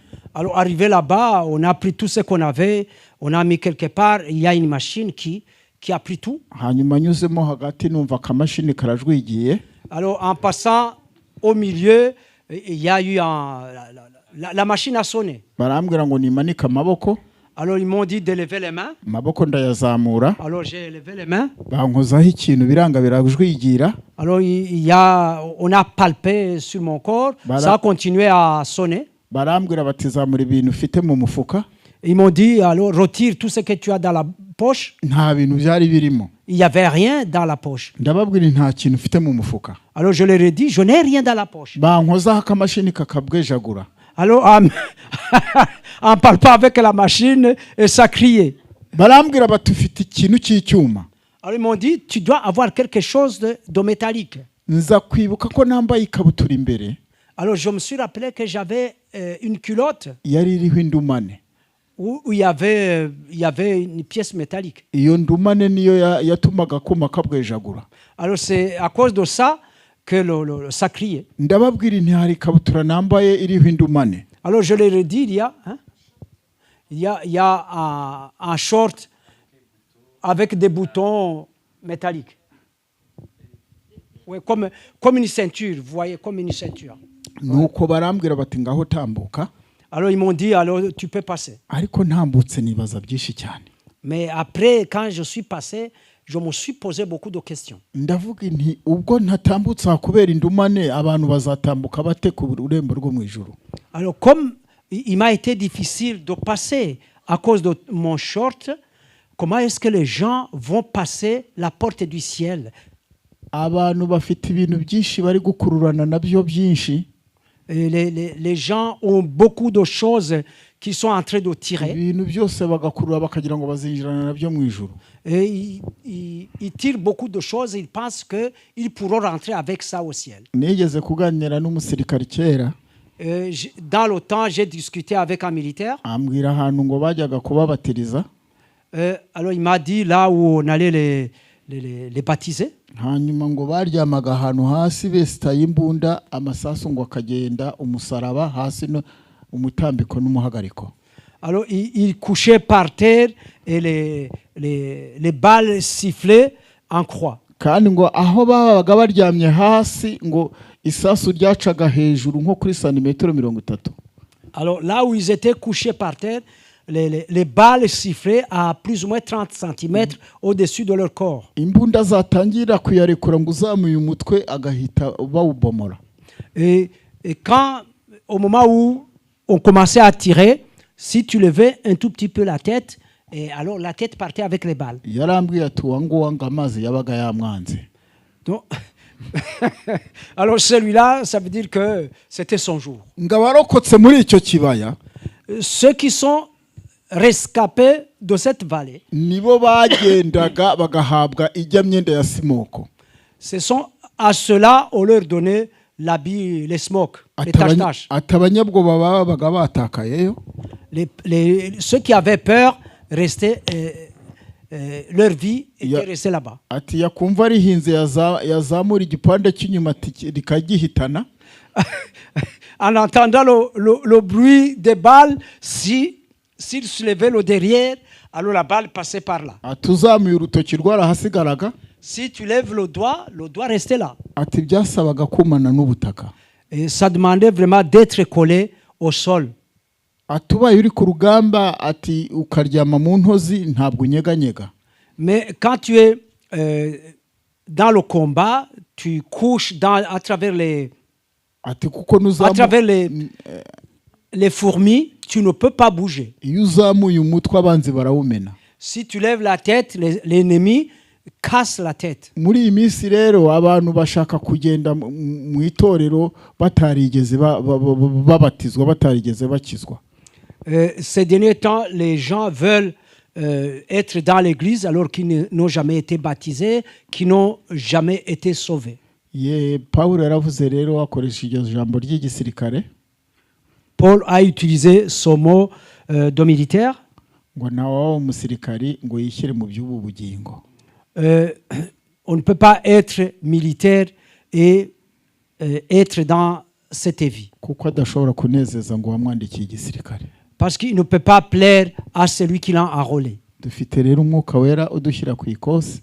Nous avons le Saint-Esprit qui met de l'ordre à nous. iyo atahari mu itorero Quand il n'est pas dans l'église, uzabona abakristo basa n'abapagane bose. tu verras que les chrétiens ressemblent aux païens. ndumva narigeze nababwira ukuntu satani yigeze yinjira muri bene data akabarasira mu cyayi, mu itase y'icyayi. Je pense que je vous ai déjà dit comment le diable est rentré dans nos frères et sœurs et il les a attrapés à travers une seule tasse de thé. buri wese akajya abwira undi ati ngwino tujye kunywa icyayi. Alors chacun disait à l'autre, viens, on va boire du thé. ari umuzimu wafatiye abantu mu cyayi.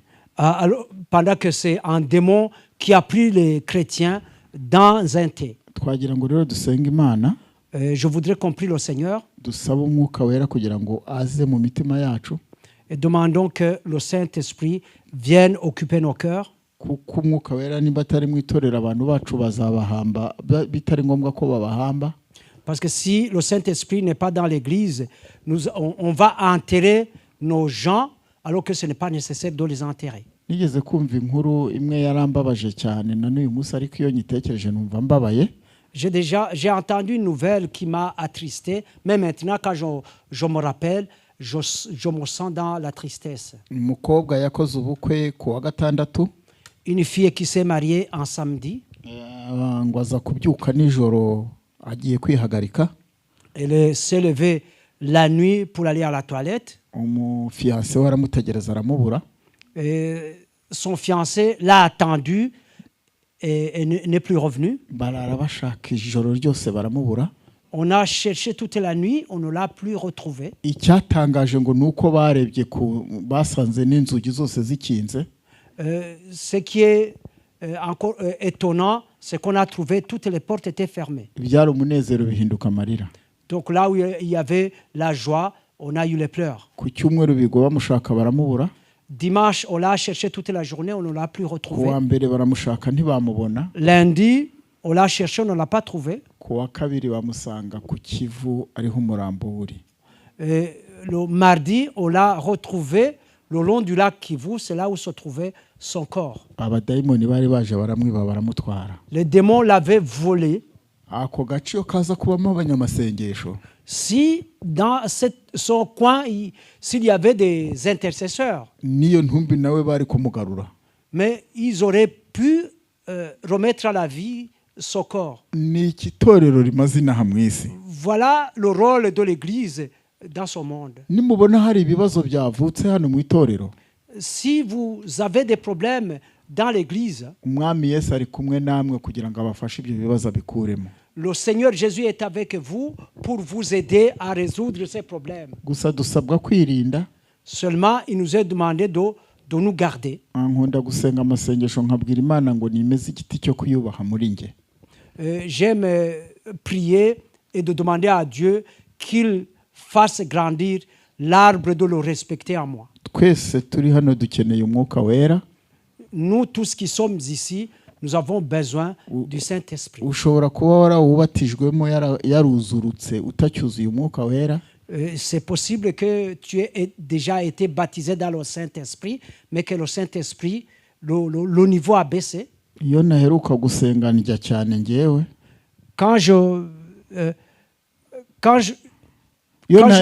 Iyo naheruka ibihe byo gusenga numva ibiryo biryoshye. Quand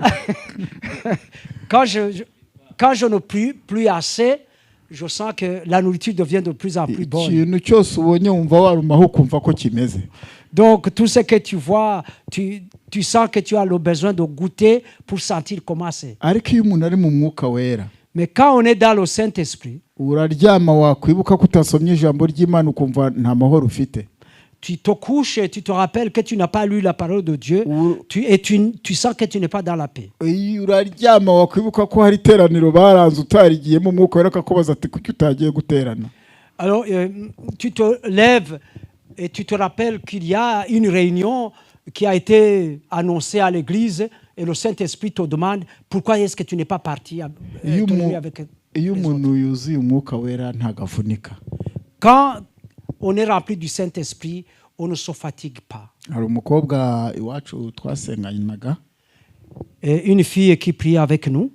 Yarafite impano yo guseka. Elle avait le don de rire. Yaba Kristo bazaga mu rusengero yajya kubasuhuza ari kumwenyura buri wese akabwira undi ati aseka nka marayika. Alors les chrétiens qui venaient à l'église, quand elle allait leur dire bonjour, ils la voyaient, ils disaient elle rit comme un ange. Abantu benshi bakijijwe kubera iyo seko ye. Il y a beaucoup de personnes qui ont été sauvées grâce à son sourire. Nababwiye undi mukobwa twaririmbaraga muri korali. Je vous ai déjà dit une autre fille qui était dans la chorale en même temps que moi. Yari igikara n'uyu munsi nta muntu nari nabona usa nawe. Il était vraiment très noir, même en ce moment, je n'ai jamais vu une personne aussi noire comme elle. Ariko iyo bahaga korali indirimbo yahitaga yaka nka rino tara. Mais chaque fois qu'on donnait à la chorale, elle resplendissait comme cette lumière. Mu rusengero abantu bazaga kureba umukobwa waka. Alors les gens venaient voir une fille qui resplendit. Umupasiteri umwe watuyoboraga, un pasteur qui nous dirigeait. Twagize ikibazo ku rusengero gikomeye cyane. Nous avons eu un grand problème dans l'église. Uwo mukobwa hakizwaga abasore gusa baje kureba umukobwa waka. Donc ce sont des jeunes gens qui étaient sauvés parce qu'ils venaient voir la fille qui resplendissait. Abakobwa bose bifuzaga guhagararana n'uwo mukobwa waka. Toutes les filles avaient envie de se mettre à côté de cette fille qui resplendissait. Umucyo ukinjira muri abo bakobwa yaririmbanaga nabo. Et la lumière entrait dans les filles qui chantaient avec elle. Abasore bakababona ari abamarayika baririmba. Et les jeunes gens, on les voyait comme des anges qui chantaient. Habaye intambara ikomeye yo kura abakobwa mu itorero. Il y a eu un grand combat de ne pas avoir les filles dans l'église. Kugeza ku rwego hari umudamu wari ufite abana 4. Jusqu'au moment où une femme qui avait 4 enfants, asabwa n'umusore, qui a été courtisée par un jeune homme. Abakobwa barabuze mu itorero. Parce qu'il n'y avait plus de filles dans l'église. Kuko umukobwa wese yarazaga agahita asabwa kubera ko abasore bose baturukaga imihanda baje kureba umukobwa waka. Une fille qui se présentait à l'église, elle trouvait directement un fiancé. Parce qu'il y avait beaucoup de garçons qui venaient voir cette fille qui resplendissait. Pasiteri asaba icyo gihe ateguye amasengesho yo gusenga iminsi 2. Et le pasteur a proposé des prières de 2 jours. Ati muze tujye guhendahenda Imana isuku umuhamagaro w'abakobwa. Venez, on va supplier Dieu pour qu'il puisse faire appel aux filles. Dusaba Imana ngo abagabo babe bahagaze n'abasore gukizwa hakizwa abakobwa. Et on priait Dieu pour que les hommes et les jeunes gens arrêtent d'être sauvés, mais à la place que les filles soient sauvées. Umukobwa yabaga ari mu itorero akaba afite abafiance nka 4 bari kumurwanira. Une fille qui était dans l'église, elle pouvait avoir 4 garçons qui couraient derrière elle. Yari intambara ikomeye cyane. C'était un grand combat. Ubu mubona abakobwa batabona abagabo.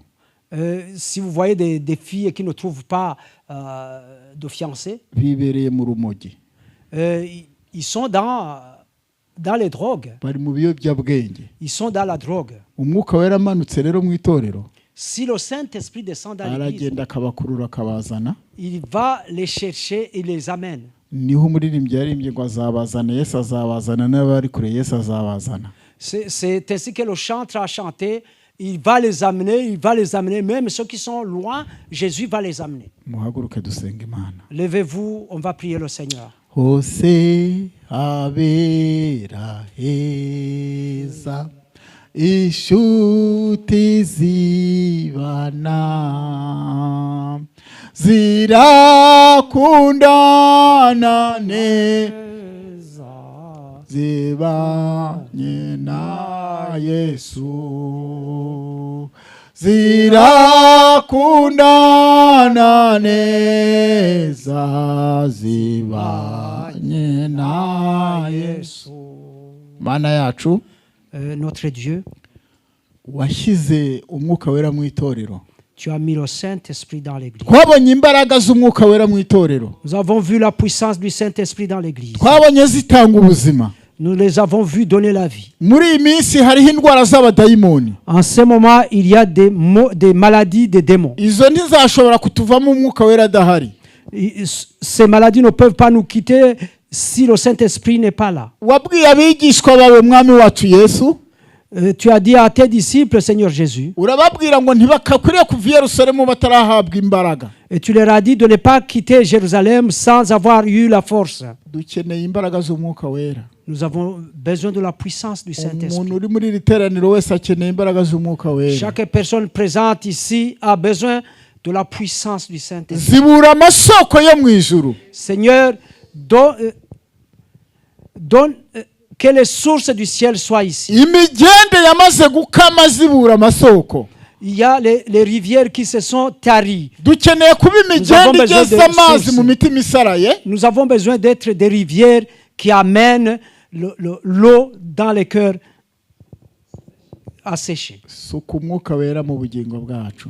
Verse le Saint-Esprit dans notre vie. Suka umwuka wera mu bugingo bwacu. Verse le Saint-Esprit dans notre Suka vie. umwuka wera mu bugingo bwacu. Verse le Suka Saint-Esprit dans umwuka wera mu bugingo bwacu. Donne le Saint-Esprit dans notre vie. Turasaba umwuka wera kugira ngo abe ari we utuyobora. Nous demandons le Saint-Esprit pour qu'il nous conduise. Urabizi ko ari we udusabira ngo akaniha iminiho itavugwa. Tu sais que c'est lui qui prie pour nous et qui fait des esprits inexprimables, des soupirs inexprimables. Iri torero ririho umwuka wera. Donne le Saint-Esprit à l'église. Abakobwa ba hano baha umwuka wera. Que tu donnes le Saint-Esprit aux filles d'ici. Ababyeyi bo muri iri torero bahe ku mwuka wera. Donne le Saint-Esprit aux mamans de cette église. Abagabo bo kuri iri torero baha umwuka wera. Donne le Saint-Esprit aux hommes de cette église. Turasabye kandi Uwiteka Imana Nyiringabo. Nous prions, toi, éternel des armées. Dusengeye abatuye muri iyi karitsiye yose. Nous prions pour tous ceux qui habitent ce quartier. Umwuka wera bararema bagendamo. Que le Saint-Esprit passe la nuit en eux en marchant en Uko eux. wagendereye Farawo aryamye ku buriri bwe. Comme tu as visité Pharaon sur son lit. Niko iyi zone uru rusengero ihagazemo. C'est ainsi que la zone dans laquelle se trouve Dusabiye abantu bakikije l'église. uru rusengero. Nous prions pour les personnes qui entourent cette église. Umwuka wera nagendagende mu bakikije uru rusengero. Que le Saint-Esprit soit dans les environs de cette église. Aganiriza imitima yabo. Qu'il parle à leur cœur. Tuzababone muri uru rusengero. Pour qu'on puisse les voir dans cette église. Kandi urakoze ko wamaze kubambika ibiziriko ni kuri kwerekana. Merci parce que tu viens de leur donner les cordes comme tu es en train de le montrer. Ndagushimira ko uhamagaye abantu muri uru rusengero. Je te dis merci parce que tu appelles des gens Imana pour venir dans cette nihimbazwe. église. Que Dieu soit glorifié. Ndagushimira ibyugi usunitse kuri uru rusengero. Je te loue pour les portes que tu viens d'ouvrir dans cette Ukaba église. ufunguye amayira kuri uru rusengero. Que tu viens d'ouvrir des chemins pour cette Abantu église. ukaba ubahaye agakiza mu buryo butangaje. Et que tu donnes le salut de manière miraculeuse. Uri kwerekana umunezero w'abantu bakikije uru rusengero. Tu es en train de montrer la joie des personnes qui entourent cette église. Banejejwe no kuza muri uru rusengero. et qui se réjouissent de venir dans cette église. gushimiye ibi biraro byose wamaze kubaka, Je te loue pour ces ponts que tu viens de construire. kandi ndagushimira iyi migezi iri kududubiza hano muri iri teraniro. Et je te loue pour ces sources qui sont en train de jaillir dans cette église. Iyi ni imigambi itangaje ufite. Ça, c'est des projets merveilleux que tu as. Uri kugenda ufata ibintu bimeze nk'imitwaro abantu bari bahetse, Tu es en train de prendre des choses qui ressemblent au fardeau que les gens portaient. bivuze ngo ugiye kuruha abantu imitwaro bari bahetse. Ce qui signifie que tu vas enlever les charges que les gens portaient. Urakoze mwami nyir'ibihe. Merci, Seigneur de tous les temps. Ndagushimira uyu marayika uri kugendagenda muri runo rubyiruko, Je te loue pour cet ange qui est en train de marcher parmi les jeunes afite irozuwari mu ntoki, avec un arrosoir dans ses mains. agasanga Imana iravuze ngo umusore wese urubyiruko rwose rusengera hano, Et Dieu vient de dire que toute la jeunesse qui prie ici, Imana igiye kubuhira amazi y'ubugingo, Dieu va verser sur eux une eau de vie. kandi Imana ngo ibahaye umugisha ukomeye. Et Dieu donne une grande bénédiction. Umunezero w'urubyiruko ngo wari warakamye ugarutse muri bo, La joie de la jeunesse qui avait tari est en train de revenir. kandi Imana yamaze gufukura ikintu kimeze nk'ikiyaga cyabo, Et Dieu vient d'ouvrir quelque chose qui ressemble à un lac pour eux. kandi Imana ngo izabagirira neza. Et Dieu va leur faire du bien. Ibyo ngibyo muzabibona mu minsi ya vuba aha, Et toutes ces choses, vous les verrez de vos yeux prochainement. kandi umucyo w'ubutumwa bwiza urasiye muri iri teraniro, Et la lumière de la bonne nouvelle vient de luire dans cette assemblée. mu minsi izaza muzatambuka ahantu hatandukanye mujyanye ubutumwa bwiza. Et dans les prochains jours, vous irez dans des endroits différents apporter la bonne nouvelle. Imana iravuze ngo izabubakira ibintu bikomeye. Dieu vient de dire qu'il va vous construire des choses très très importantes. Urakoze nyir'ibihe, Merci, Seigneur de tous les temps. mu izina rya Yesu Kristo, C'est au nom de Jésus. amen. Amen. amen. Amen. Haleluya, Amen. haleluya. Amen. Tutararangiza, Avant de terminer, niba uri hano si tu es ici ukaba ushaka kwera imbuto zikwiriye abihannye, et que tu veux produire des fruits dignes de la repentance, ni ijambo rikomeye. c'est une parole très Ushaka importante. kwera imbuto zikwiriye abihannye mu rugo iwawe, Si tu veux porter des fruits dignes de la repentance dans ta famille, ushaka kwera imbuto zikwiriye abihannye mu rusengero, si tu veux porter des fruits dignes de la repentance dans l'église, mu kazi, au travail, aho uri hose, partout où tu es, waza hano imbere umukozi w'Imana akagusengera. viens ici devant que le serviteur de Dieu puisse prier pour toi. Yenda hashobora kuba hari n'ibintu byanditswe ku izina ryawe, nk'uko uriya umukobwa wazutse yabonye ibintu yagiye akora byose byanditswe imbere y'izina rye. Waza hano bakagusengera, ibyo bintu nabyo bigasibama mu izina rya Yesu. Peut-être tu as des choses qui sont écrites devant ton nom, comme la fille qui est ressuscitée a vu. Tu peux venir pour qu'on puisse prier et que ces choses-là puissent être enlevées au nom de Jésus. Ndondorera uyu mutima niwo ushobora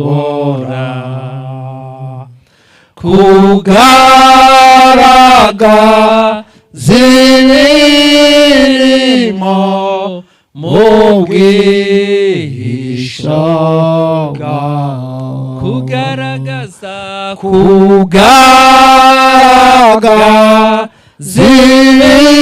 imirimo mu bwihisho bwawe, mvugutira kandi unshure inkamba zimvemo, umpindure icyuma cyawe uhora ukoresha, umpindure icyuma cyawe uhora ukoresha, kandi ibyo nibwira n'imigambi yanjye n'ibimbamo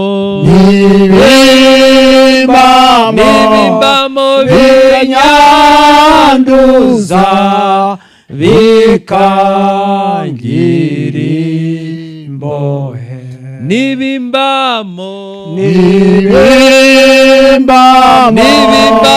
binyanduza bikangira imbohe. Ndi kubona marayika w'Imana ari hano. Je suis en train de voir l'ange de Dieu présent ici. Afite igitabo kinini cyane Il a un grand livre cyanditseho amazina yanyu. où il est inscrit vos noms. Afite n'ikaramu imeze nk'icyuma. Il a aussi un stylo qui ressemble à un métal. Ari kugenda asiba utudomo twari tubariho. Il est en train d'effacer les points qui étaient sur vous. Imana iravuze ngo irabababariye. Dieu vient de dire qu'il vient de vous pardonner. Uhereye none mwongere mutangire bundi bushya. À partir de ce jour, recommencez à nouveau. Mutangire kurwana intambara yo gukiranuka ku kanini na gato. Commencez à lutter, à avoir un combat de justice pour les petites choses comme les grandes choses. Imana yiteguye kugendana namwe. Dieu est prêt à marcher avec vous. Reka dusenga Imana. Prions le Seigneur. Turagushimiye mwami wacu Yesu. Nous te rendons grâce, notre Seigneur Jésus. Turagushimira kuri inshuti y'uru rusengero. Nous te disons merci parce que tu es l'ami de cette église. Ubwo duheruka hano watubwiye ko ari urugo rwawe. Quand dernièrement tu nous as dit que c'était ta maison. Nukuri uri Imana yacu bwite. C'est vrai que tu es notre propre Dieu. Tugushimiye ko tubabariye. Nous te rendons grâce parce que tu viens de nous pardonner. Tugushimiye amaraso yawe atwejeje. Nous te remercions pour ton sang qui vient de nous laver. Tubabarire ibyaha twakoze byose. Pardonne-nous de tous nos péchés. Hari ibyo twiyiziho tubifite nk'amabanga mu mitima yacu. Il y a des péchés que nous avons comme secret dans nos Ibyo cœurs. byose ubitubabarireho Yesu. Pardonne-nous de tous ces péchés, Seigneur. Hari n'ibyo abantu batuziho. Il y a d'autres péchés que les personnes savent de nous. Hari n'ibyo twe tutazi twagiye tugukorera. Il y a même des péchés que nous ne connaissons pas, que nous avons fait. Utubabarire utweze mu maraso yawe. Pardonne-nous et lave-nous dans ton sang. Kandi uduhe kumvira umwuka wera. Et donne-nous d'obéir au Saint-Esprit. Ntukongere gutuma ko tuba ibyigenge. Seigneur, ne permets plus que nous soyons des rebelles. Twirukanye imbaraga zose zaduhigaga. Nous chassons toutes les puissances qui nous cherchent. Imitima yacu tuyigomororeye umwuka wera. Et nos cœurs, nous les donnons au Saint-Esprit. Icyubahiro kibe cyawe mu izina rya Yesu. Que toute la gloire revienne à toi au nom de Jésus. Amen. Amen. amen amen. Amen. Reka rero musubire mu myanya yanyu dutanga ituro ku murimo w'Imana. Revenez à vos places et on va donner une offrande pour l'œuvre de Dieu. Nimpore mu mutima wanje ndabona Yerusalemu. Nimpore mu mutima wanje ndabona Yerusalemu. Ndabona Yerusalemu. ndabona ndabona ndabona Yerusalemu. Nimpore mu mutima wanje ndabona Yerusalemu. Nimpore mu mutima wanje ndabona Yerusalemu. Nimpore mu mutima wanje ndabona Yerusalemu. Nimpore mu mutima wanje ndabona Yerusalemu. Nimpore mu mutima wanje ndabona Yerusalemu. Nimpore mu mutima wanje ndabona Yerusalemu. Nimpore mu rugo rwanjye ndabona Yerusalemu. Nimpore mu mutima wanje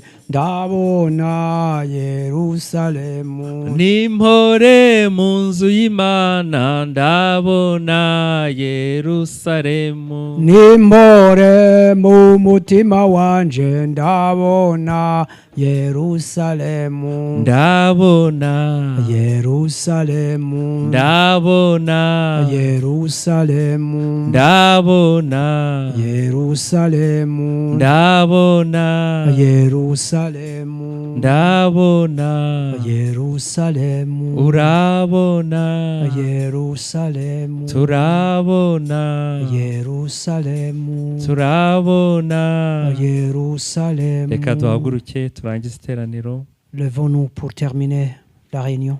ejo kwa gatanu tuzakomeza Nous allons continuer vendredi kuva saa 2 à partir de 20h kugera saa 5 jusqu'à 23h. ariko ntibinashoboka ko twanarenza ko tuzaba duhari. Amen.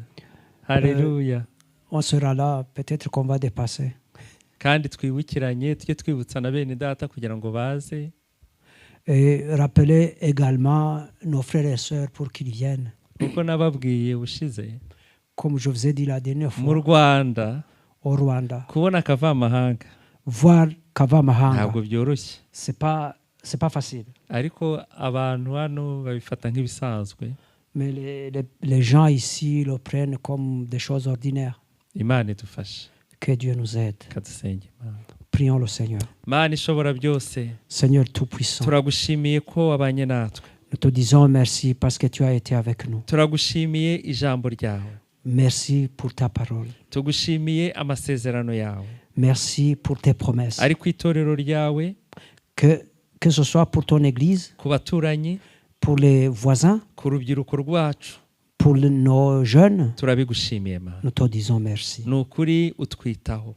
Tu prends soin de nous vraiment. Tugushimiye umugaragu wawe. Merci pour ton serviteur. Mana dukomeje kumuboneraho umugisha.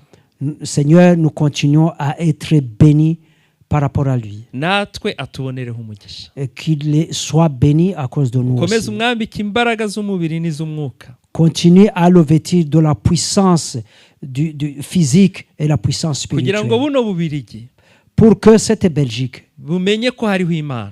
sache qu'il y a un Dieu. Turagushimiye rero ko wabanye natwe. Merci parce que tu as été avec nous. Tugushimiye umuja wawe watuyoboye. Merci pour ta servante qui nous a Umugisha. dirigés. Bénis-la. Abasobanuye nabo baha umugisha. Bénis ceux qui ont interprété. Na buri wese waje muri aya materaniro Et toute umugisha. personne qui est venue à cette réunion. Uduhe Bénis-la. kwera gukomeza kwera imbuto zikwiriye abihannye. Donne-nous à continuer à produire des fruits dignes de la Ni mu repentance. izina rya Yesu tubisabye. C'est au nom de Jésus que nous avons prié. Amen. Amen. Mugendane umugisha w'Imana. Partez avec la bénédiction de Dieu.